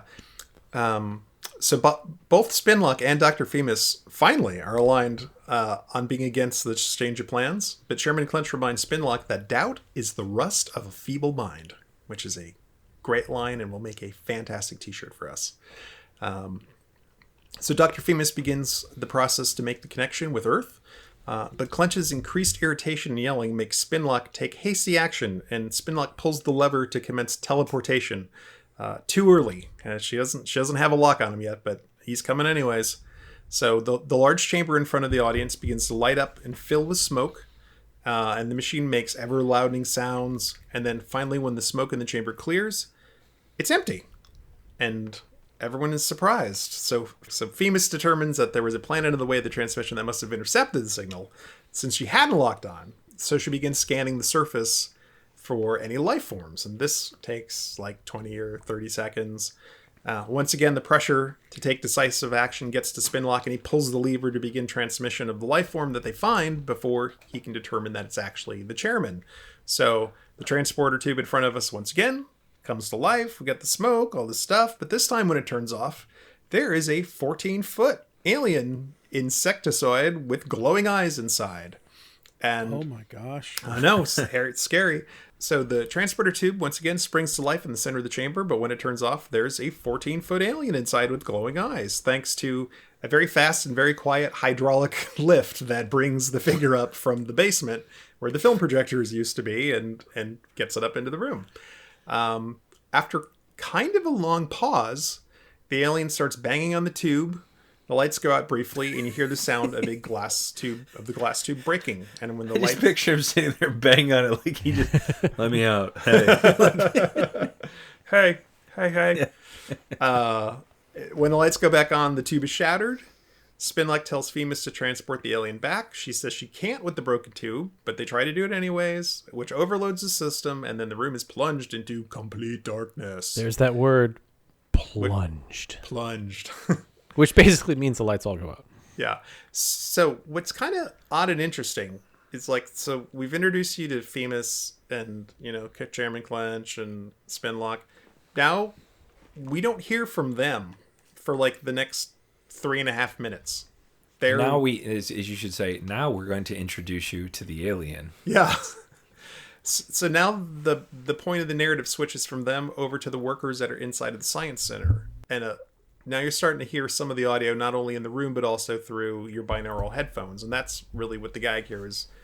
You're hearing things just like in Sound Station at Disney MGM. It's like you should be hearing stuff in your ears and giving you a false sense of what's going on in the room. And which is why the lights are out, because now this is all the theater of the mind. See, but what they're doing here, too, is if you remember, at this point, it was very quiet in the room until something happened to a group or a person or something. And then you'd hear a scream or a shriek or something. It was it just sounded like just brrr, powers off and everybody pauses, nothing. So you're just waiting for something to happen. Because you did have people in the audience who would shriek and just because this is when the thing would touch your neck or something would happen. Not even that. It's the sarcastic people would start screaming just to be smartasses because there was nothing else to do. And there were also some screams built into dialogue built into the headphone system too, which we'll talk about. So the most famous was the very end. Yeah. Yeah, well, and that's only in the second. So the first version is completely different dialogue going on. So a female voice in the control room talks to a maintenance worker over radio. A flashlight shines down on the audience, and the worker calls down to the audience to see how they're doing, explaining that the power generator went out. And now you start to hear some pre-recorded voices that say things like, "We're trapped down here." I was going to say, were people really yelling, or it was all... Well, at this point, it was... So, like Muppet Vision. So, if you're a fan of Muppet Vision, and when Bean Bunny... If you're not a fan of Muppet Vision, please stop listening to us. No, but you're saying Sweetums comes out upstairs, right? Is that a alien encounter? So when Sweetums is out talking to the audience, there's a couple of piped in voices that say, "He's over there." And then suddenly the kids in the audience will start actually pointing and screaming at where Bean Bunny is. Well, they used to do that in the 90s. I don't know if they do that anymore. But no, some of the adults do too. yeah. So the same thing happened. It's like when there were a couple of screams and then the fake voice telling you, basically giving you permission to say things, people started to. And it would get quite noisy in the show. Oh, like in the Haunted Mansion stretch room. Yeah, for example. All those voices are piped in reciting the spiel. So the worker would assure the audience that they would be fine, but then you would hear him being killed by the alien, and his flashlight would just kind of whip around and then shut off. Was this when he had a camera though too? Didn't that appear on the screen, or this no, is the second version? So this is one of the reasons why. So in the first version, this wasn't even a person with a flashlight. This was just, a light fixture up on the ceiling with a gimbal on it so it could turn around, and then it would just kind of you could tell because it stayed in one place, and it just where the light pointed changed. Right. And then when he was getting eaten, it would kind of like whip around in odd ways and then turn off. It'd flash. And then they'd splash you with the water. And I don't even think they did that at that point. And Yeah. this is where I don't believe that effect existed at that time. They don't ever really explain how the alien got onto the catwalk, but somehow he got up onto the catwalk. So then the alien drops on the floor, what sounds like on the other side of the room, thanks to the binaural sound. And you hear two fake guests having a conversation. And one of them is talking about trying to get the workers' radio, which you could hear kind of the radio falling down out of the catwalk after he was killed. But not really, because basically at this point, everyone's just kind of screaming. So most people miss this entire dialogue. He says he's going to get the radio and call for help. A second person tries to stop him. And as he reaches for the radio, he's eaten by the alien. And there's a lady that screams, "No, put him down." And you hear the crunching bones of the person being eaten. And That's then awesome. Yeah. And then the alien kind of walks around the room closer to you. And I don't know at that point if they used the subwoofers to kind of make it feel like the floor was bouncing a little bit. But you hear this woman then whisper in your ear.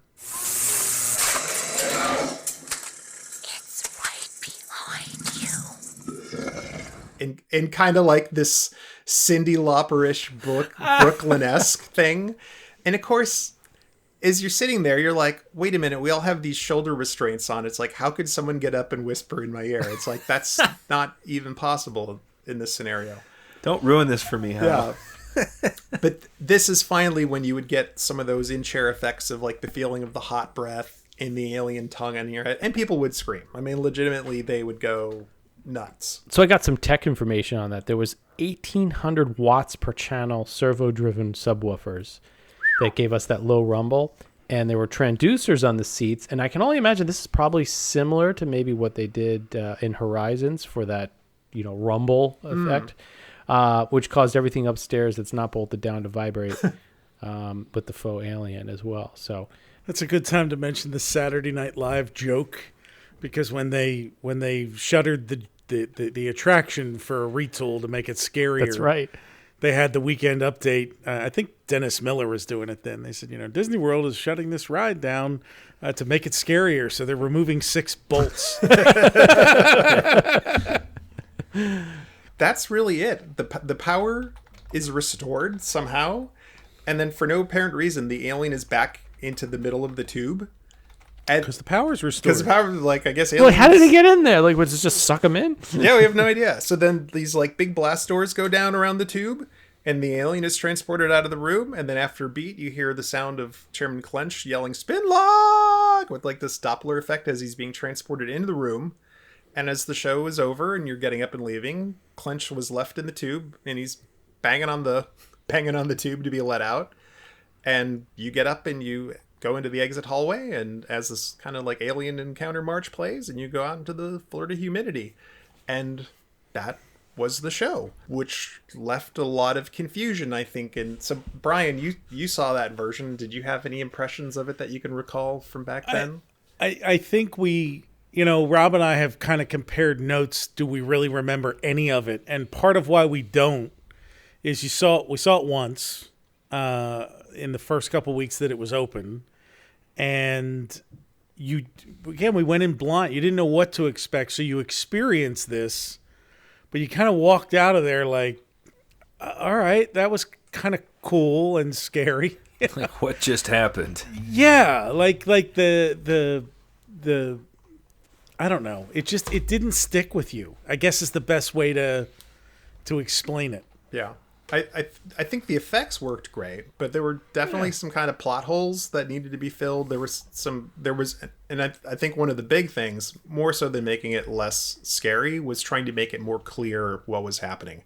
Because there were times, like I said, this dialogue, the thing that's supposed to be pushing the plot forward is through the binaural audio, and you can't even hear it because once people start screaming, it just there's so much noise just in general that was going on in that room, and then with people talking on top of it, and then bored people were talking, and then kids were screaming, like you just couldn't tell what the heck was going on. And again, the retool made so much more of what was happening clear. Like I said, when the guy gets eaten, there's a lot left of inference there, whereas when they retool it, you see the monster swallow him, like it's through a video camera. So let's talk about version 2 and kind of what changed, and I think it'll be very clear why this version only lasted until middle of January, and then was shut down. Bruce Willis and Arnold Schwarzenegger said, "We have to fix this." Yeah, I'll be back. Welcome to the party. We could just do Bruce Willis and Arnold Schwarzenegger lines all night. Yippee-ki-yay! Stallone there too, wasn't he? He was, yeah. I must break you. No, that was Ivan Drago. That was Ivan Drago.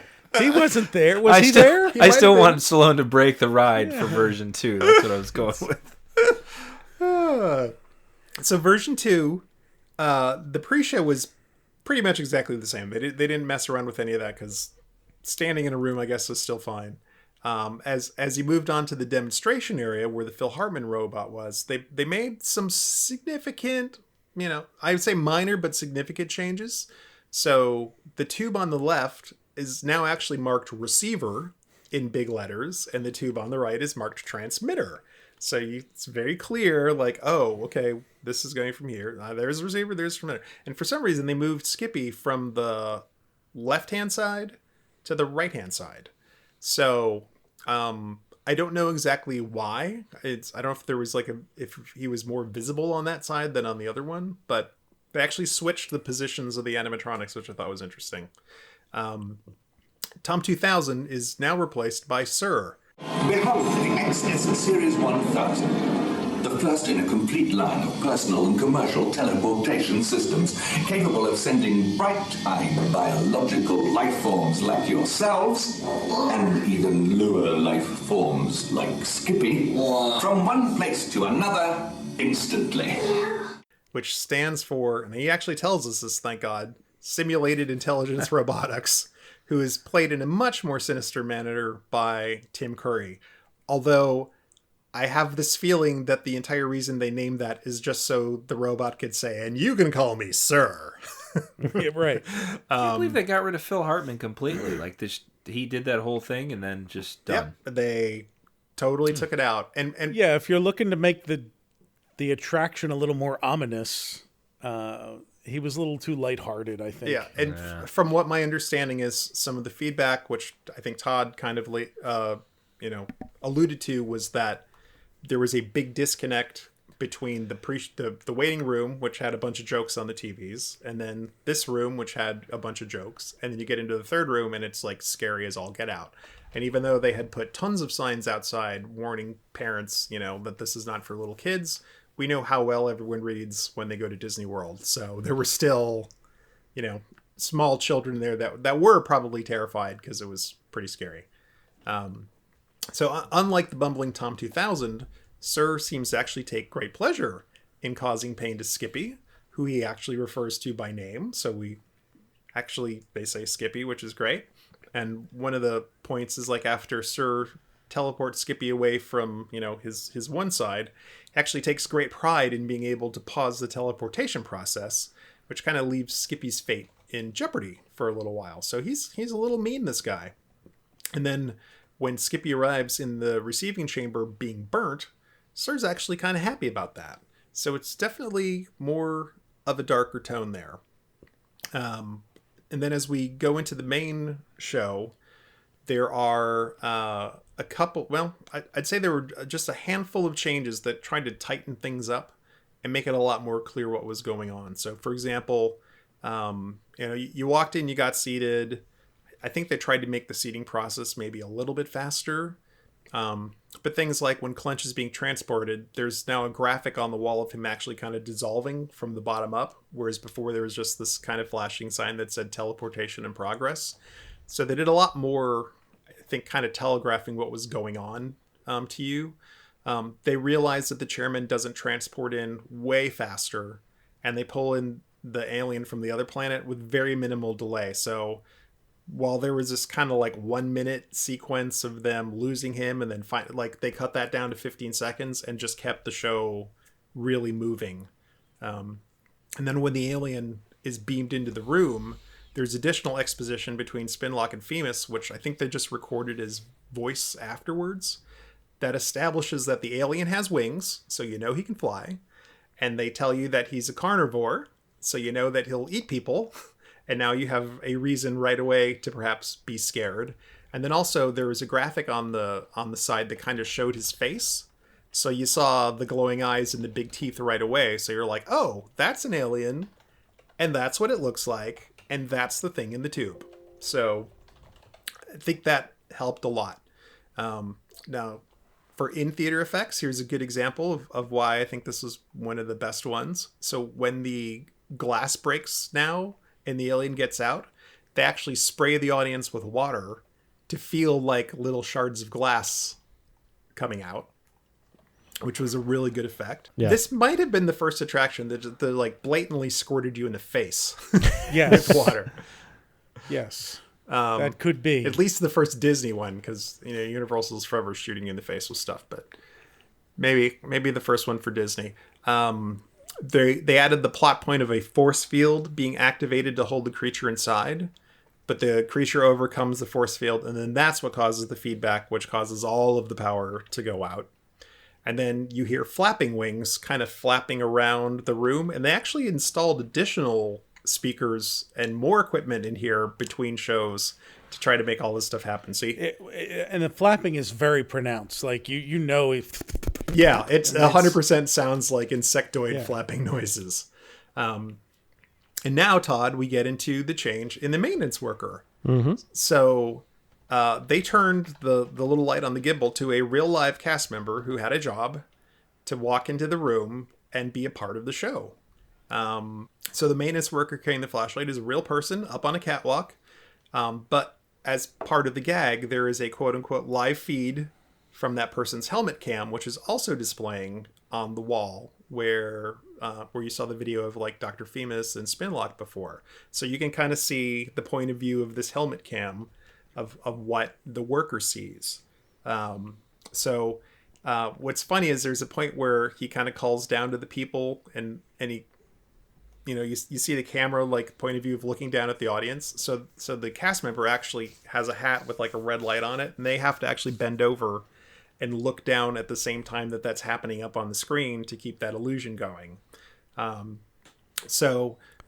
the story, it's like the control person is telling the maintenance worker to like go fix something. So you see the cast member briefly, and then they kind of walk off as they're supposed to go down to the end of this hallway to fix this thing.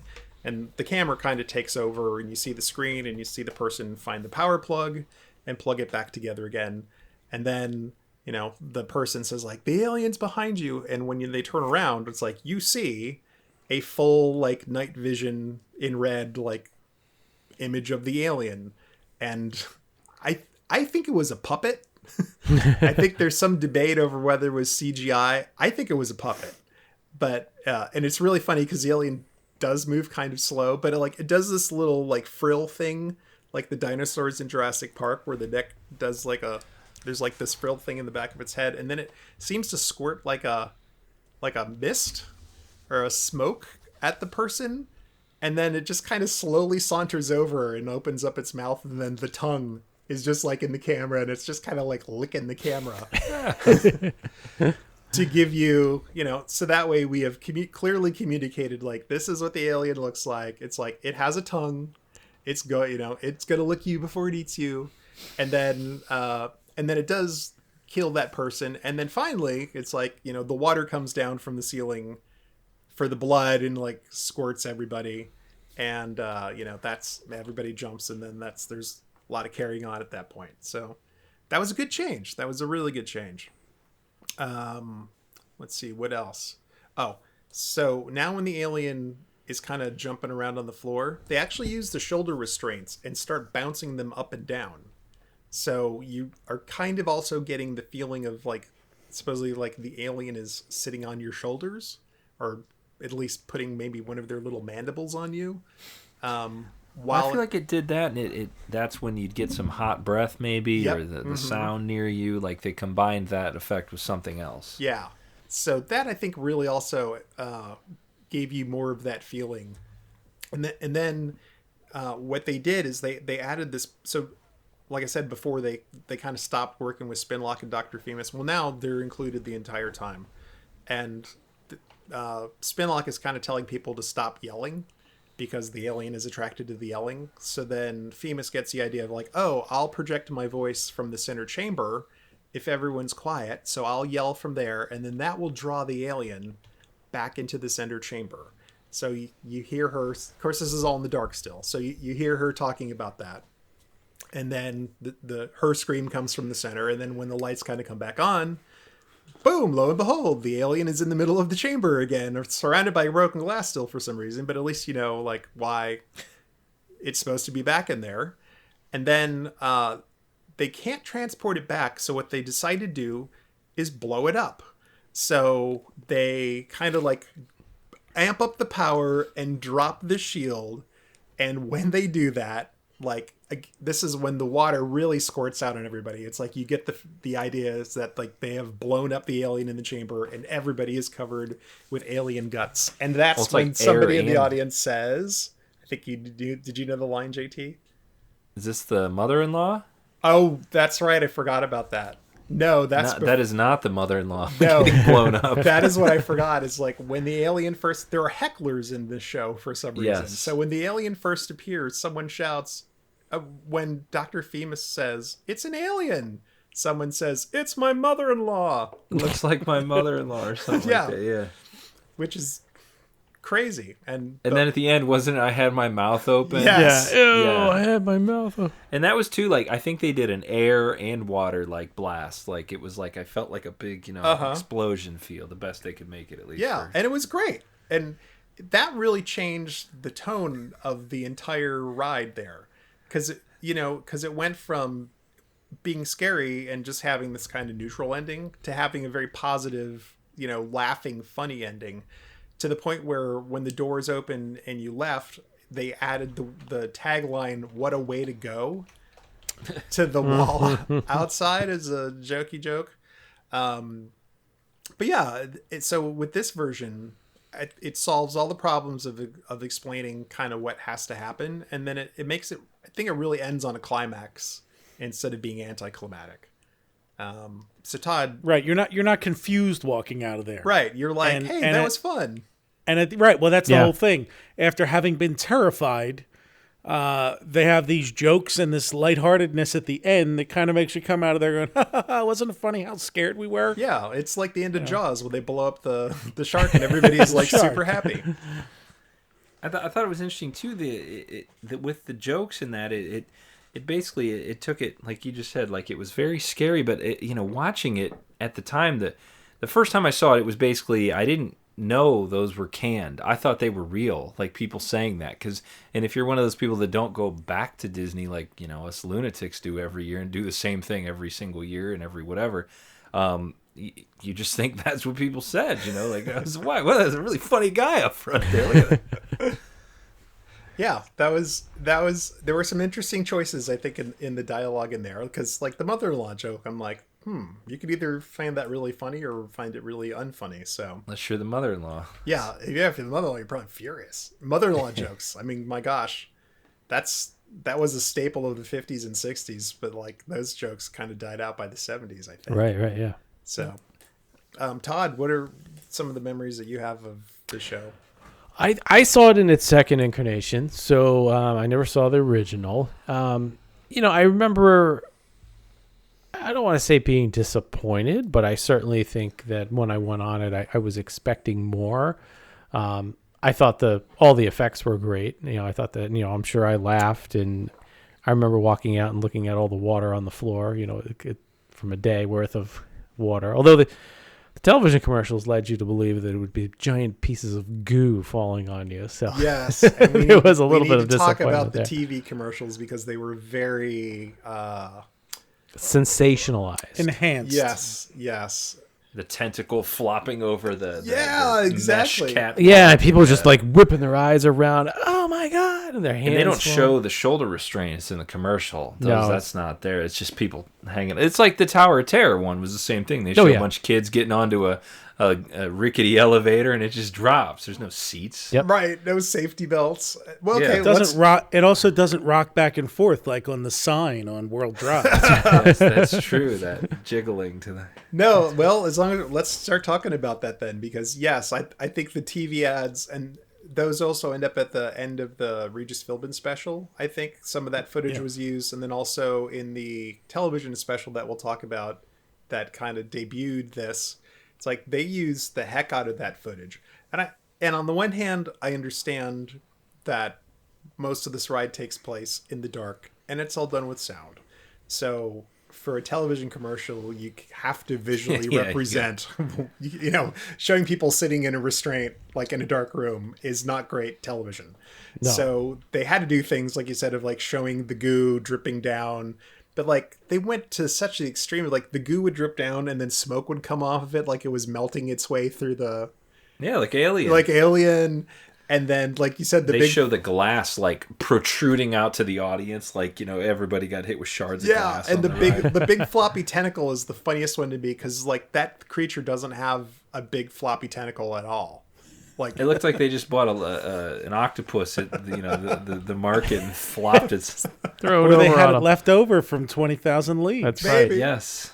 Throw a little seaweed in there. You never know. Nobody will. But they had like claws. They had puppet claws. They had all these things going on in that television show that made it look like nothing at all like it really was. I think all I can tell you is I bought a lot of G.I. Joe and Transformer play sets, and they were never like the desert sets that you had on the commercials. Or these kids are always like playing in a spaceship when they're playing this. They're like, when I play it in my living room, it doesn't look like. They had like a mini lake with sand and yeah.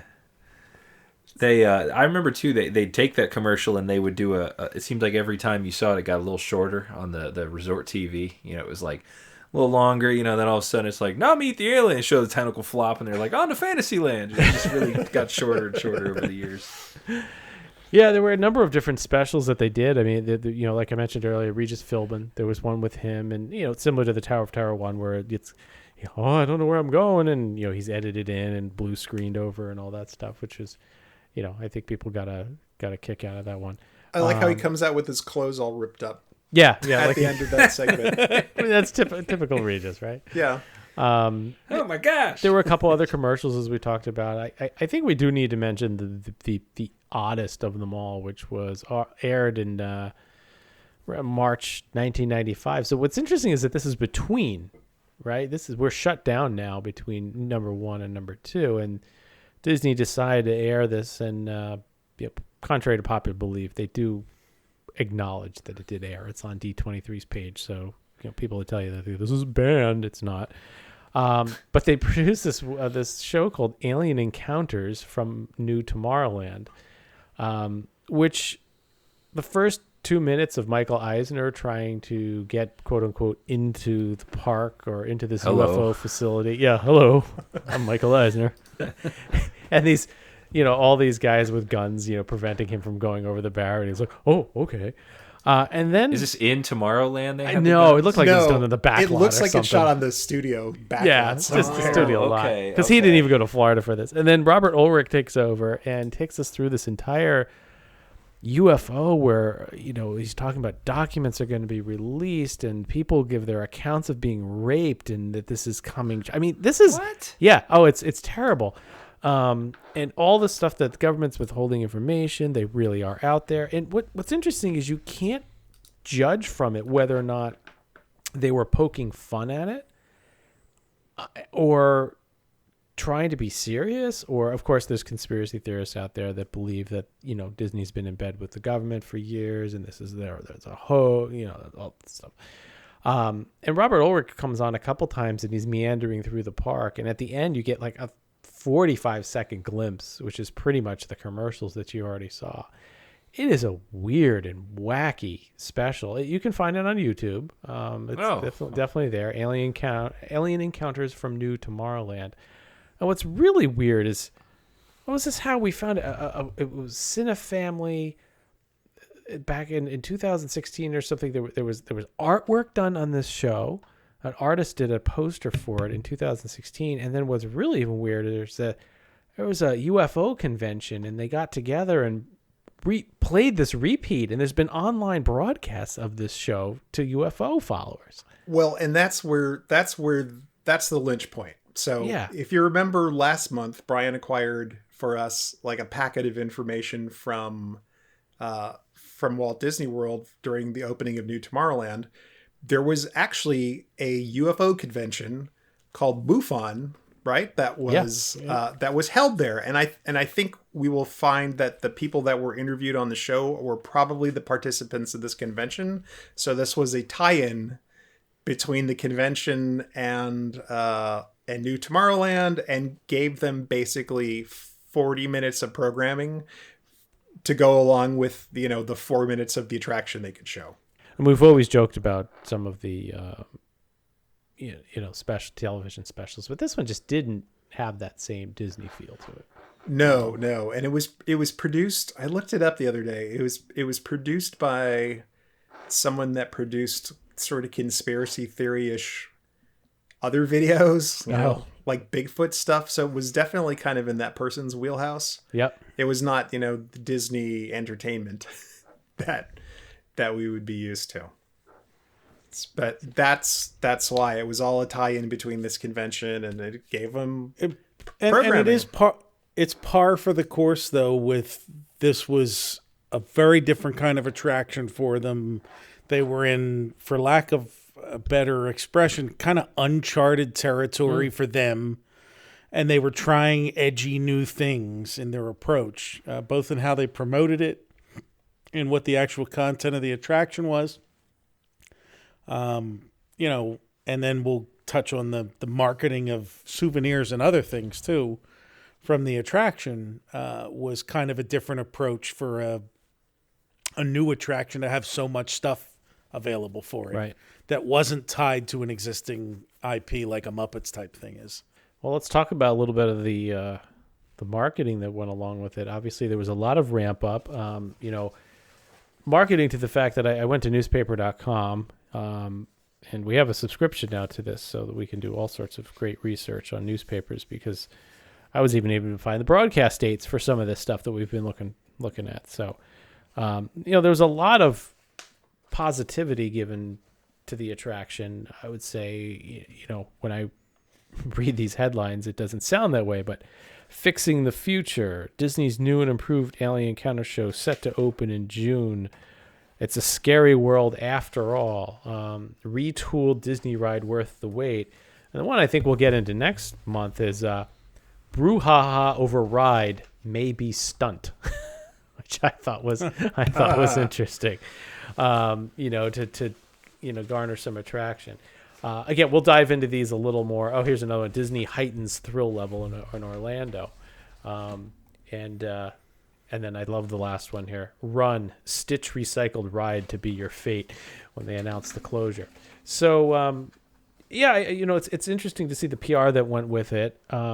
Certainly a lot of these are taken from the AP News press releases and different things like that. But there was a lot of positivity in these articles about the rehash and what they did that, would be fun and exciting and scary.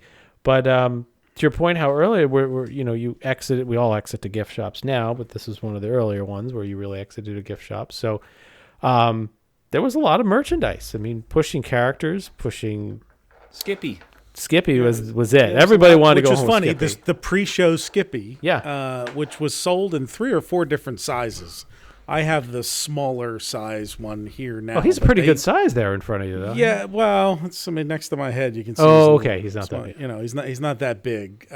Did you get that back then, or is this you bought after? No. This is actually a recent addition to my menagerie. I don't really collect plushes, but when this one kind of dropped into my lap recently, I said I'm going to keep this one.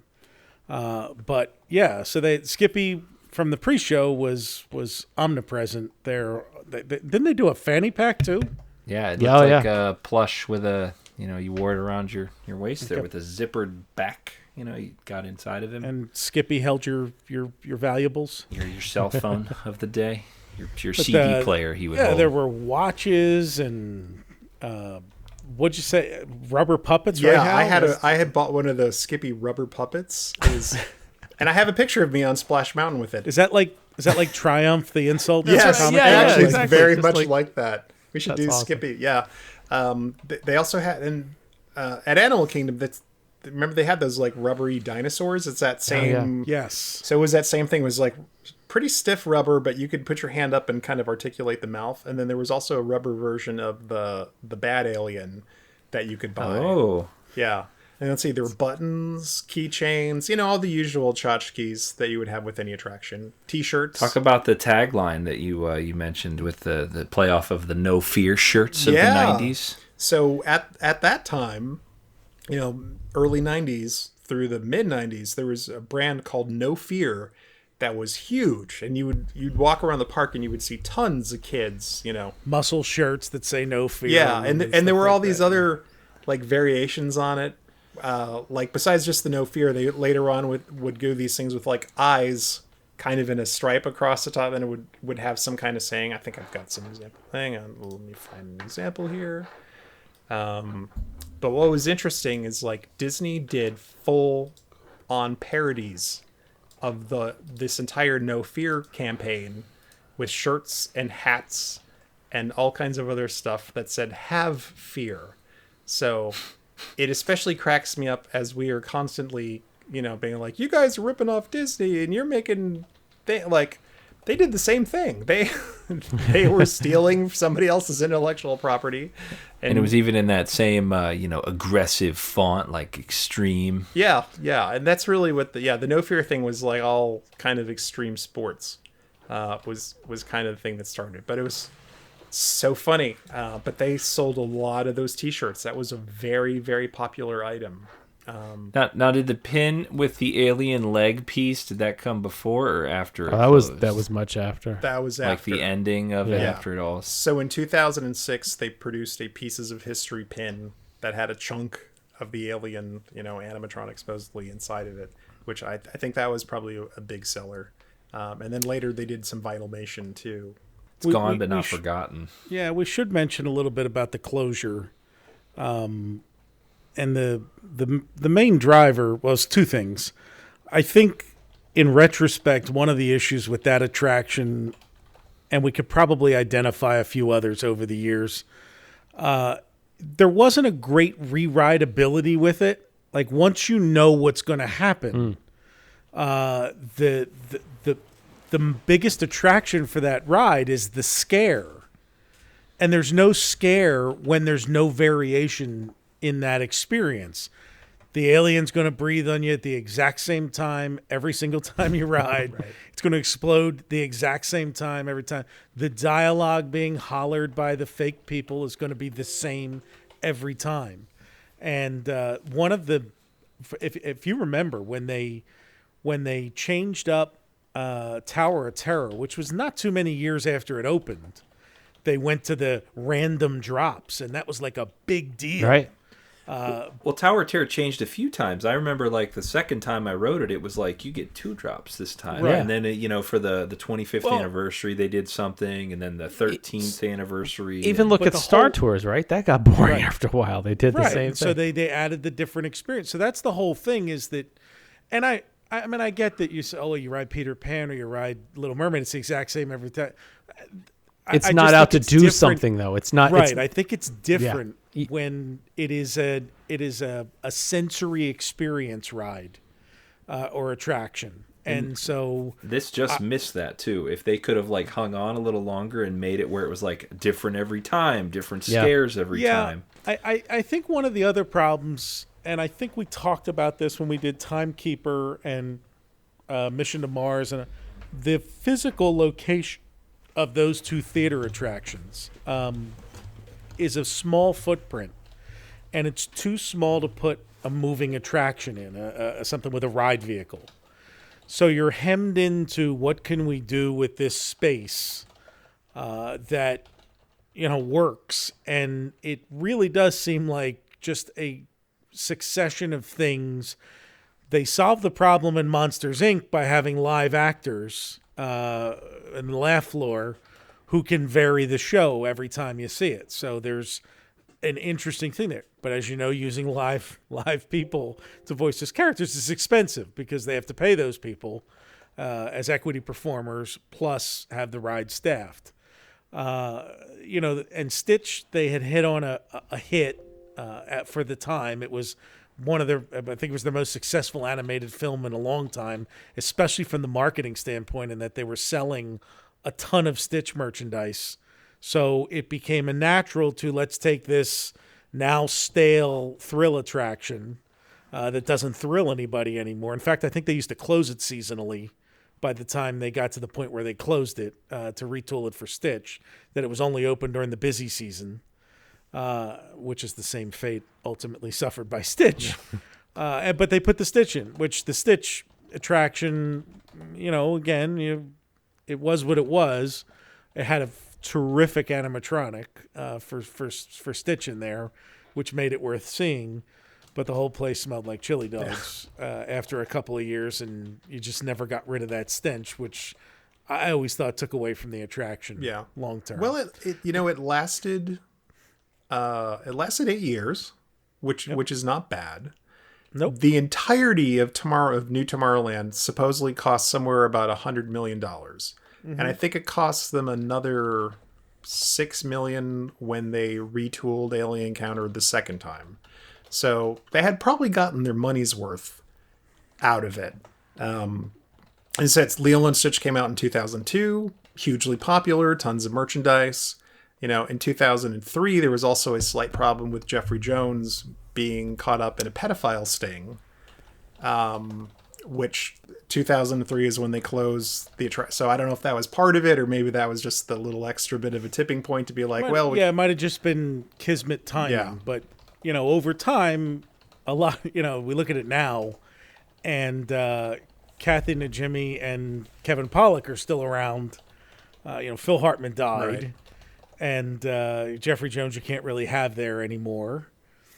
And it just kind of became like, I don't know, it's probably the right time to close the books on it and do something else with the space. But, they're at this point with the space now where they're doing nothing with it. Yeah. It's they're using it as part of a queue or something, aren't they now? Or? I think they were doing some meet and greets in there or something? And there are rumors of a new thing going in there, but there seems to be a curse of what do you do with these two big round rooms? Well, the most interesting proposal I ever saw, Foxy did an article on it years ago and said that one solution would be to connect the two underneath the walkway, is to actually put a moving attraction in there where you board on one side and exit out the other, and utilize both spaces to put in some kind of moving attraction, which, armchair Imagineer, I'm sure there's 50 reasons why they can't do that, but it seems like if you wanted to put a ride there, that would be a good way to do it. There's a lot of space in there. I think one time I looked and I tried to see if you could fit Mission Space in there, and you could fit two of those turntables. Wow! Inside of there, I don't really think anybody wants to recreate Mission Space anywhere. That's another one. What do we do with it now? Well, is there a less? For me, now I do prefer the new version. Although I miss Gary Sinise, I like the experience in the new version, but I seldom ride it. It's just one of those things where if I can walk onto it, onto the green side, I'll do it. But I don't want to feel like I'm getting sick or being tossed around or any of that. And it's just... I guess that about wraps that up for... I think that wraps it up the perfectly. extraterrestrial. Plunged into darkness. I'm just saying that would be a great place for a Treasure Planet dark ride. I'm sure there's a lot out there that would agree with you. All right. Well, thank you, Hal, and everybody for joining in. Hal, we do have some new... I think we had some new T-shirts you added. Is that right? Yeah, you added the Top of the World one, which I didn't even know, which is fantastic. It's a great contemporary... It's really neat because it's a hexagon, and all the facets of the hexagon have the contemporary side profile, which almost looks like you're looking down at a diamond in a way, which is that's really that cool. is from one of the menu covers that Brian It's a brilliant did for us. design. Yeah. It really is. Well, actually, we have there's some stories I need to tell about that because please. This will have to get spun into a much longer episode. But over the past 2 months, I've been in contact with the designer who worked for a company called John Folis and Associates. And that company was responsible for doing basically all of the graphic design work for both the Polynesian and the Contemporary hotels. So they got the assignment because they had worked previously for Welton Beckett, who was the... Can you say that again? Because that was just fun the way you said that. Oh, Welton Beckett? Beckett? The designers of every cool thing that ever came out in the mid-century. Yeah. And one of the things about Welton Beckett at that time is if you contracted them to design your hotel, they would literally design every single solitary thing in the hotel, from the beds to the bedding, the tables, the furniture, the plates, the dish. Like, they would either select or custom do things. The menus, they would turnkey everything. If you have the restaurant, they would take care of coming up with what the menu should be for you and do complete full service. So this fellow had John Folis had worked for them and started up his own firm. And so I think that was and his partners actually also worked on the signs and that system for when they built New Orleans Square in Disneyland. So this company, John Folis and Associates, did all of this fantastic work that we have seen for the Contemporary, the menus, the signs. They did the Maui figure at the Polynesian. They came up with that logo, everything that's associated with the graphics and the outdoor signage that we saw. They had, I think he told me that they had over 400 pieces of individual things that they had to develop, from the wayfinding signs inside the restaurants to the menus to the packages for the like the room service stuff. They did all of that. And the person I'm in contact with, when he was a junior designer out of school, he started with them, did all of that work. Marty Sklar became very good friends with John Folis, and then later on himself, and then he went on to form his own company, and he did a lot of work on Pleasure Island and Disney MGM. So I'm looking forward to finding more about his work with them, because I think we found a whole new venue here. Well, for this month, I'll be doing a couple of Alien Encounter designs, because people like it. People like one of the legacies of this, though, is it's interesting if you look back on the press, Todd. A lot of the older, who I assume were like older people that would write, the reviews in the newspapers, were very nonplussed about the attraction. Yeah. But the 12 to 16 year olds who wrote that loved it. And that's where the target was, right? 30. And they're now 30. Which was perfect. And they still love it today. And I see all kinds of fans all over the internet who were just bonkers for Alien Encounter and still love it and are searching out to try to find all the merchandise and the parts. They're in contact with the director Jerry Rees and trying to get footage, and they made a lot of true fans, because that really did kind of check the boxes for for that demographic. And so they did a mission accomplished on that one. That's cool. It's one of those ones I'm kind of sad that it's gone, because this one would be one call me cruel, I'd love to take my kids on it just when they're at the age of like getting scared. Like it would just be like Haunted Mansion does it for a minute, but not really. This would be just great to. I'd love for my kids not to be able to sleep the rest of the vacation. Yeah, that's really what we were going for. Yeah. JT, you had a question about the number one selling shirt, and I do have the information. So we've got the number one selling shirt is the electrical T-shirt with the dragon from Electrical Water Patch. Electrical Water Patch. Yep. Number 2 is Blair's Goat Farm. Temporary goat farm. That's a good one. Number 3 is Nunes's Artificial Wave Generation Company.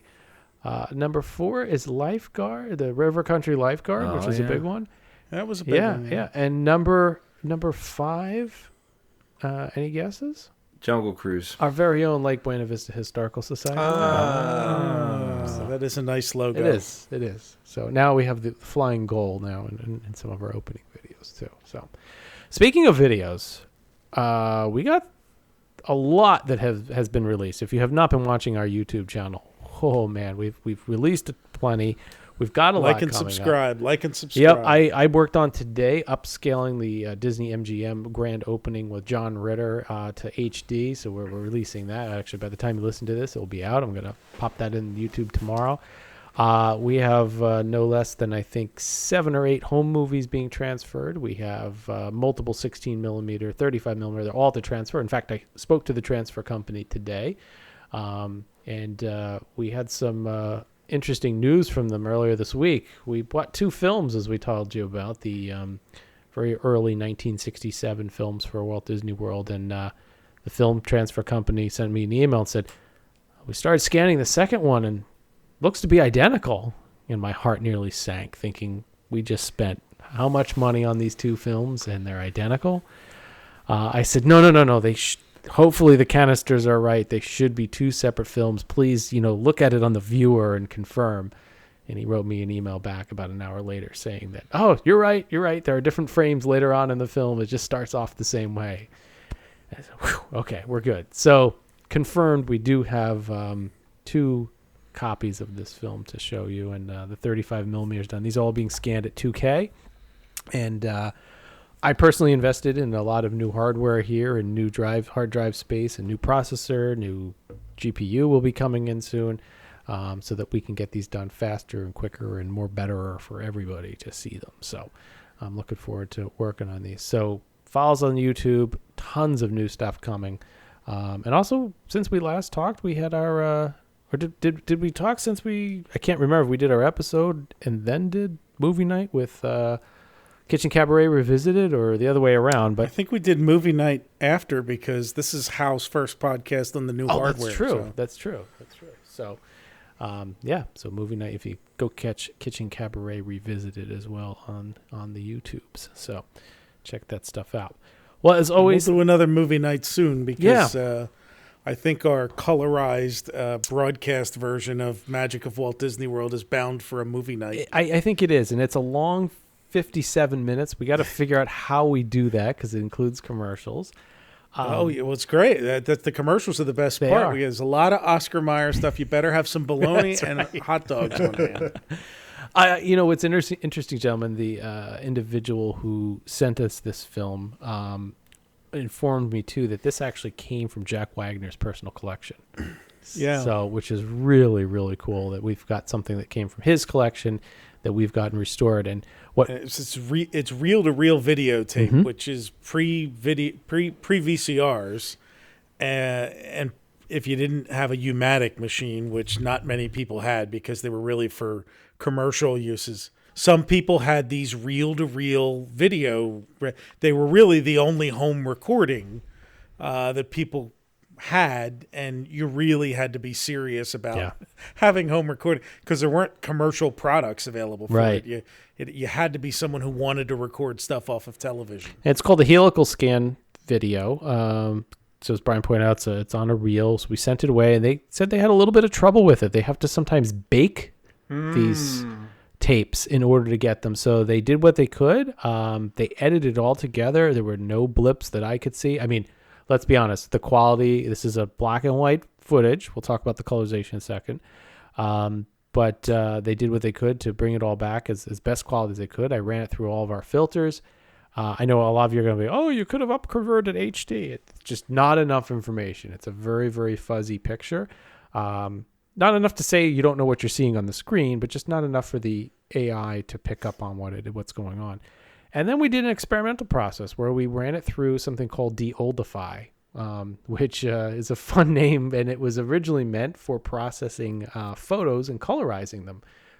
Same concept of our AI interpolation, learning about where people's arms are and where heads are and clothes and trees and bushes and sky and clouds. And it took every single frame of the entire 1 hour show and ran that de-oldify process on it.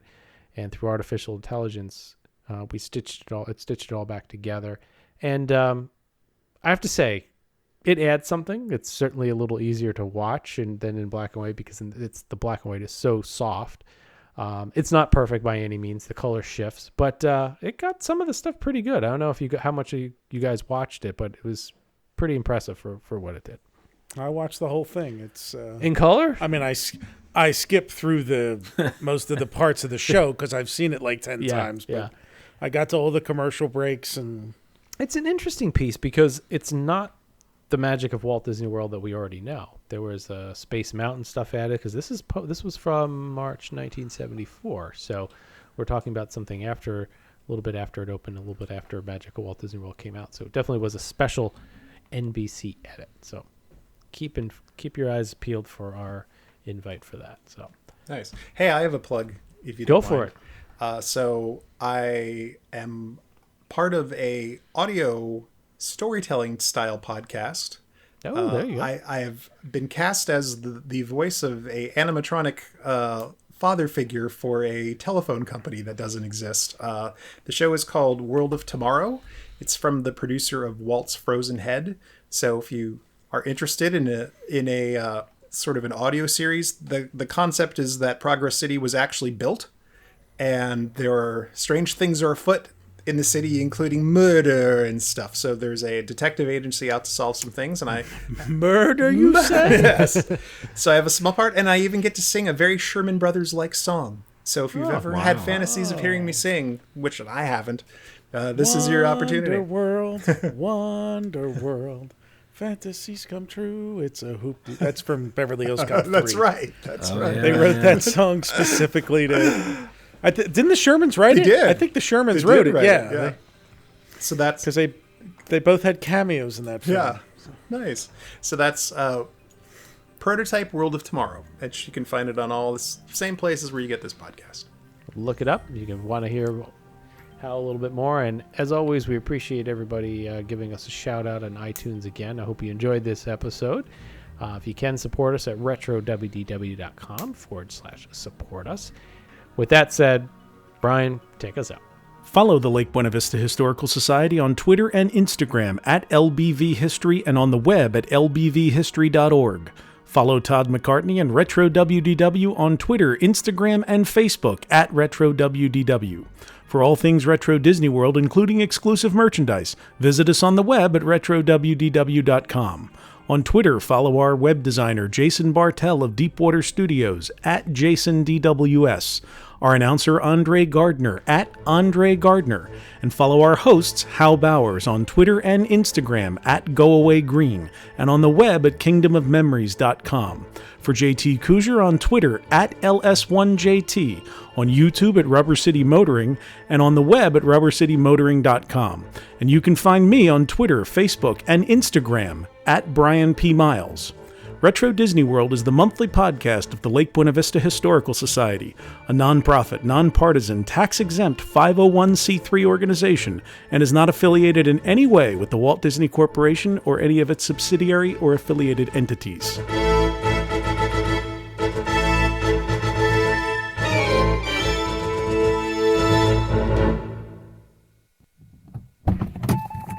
Don't forget your keys.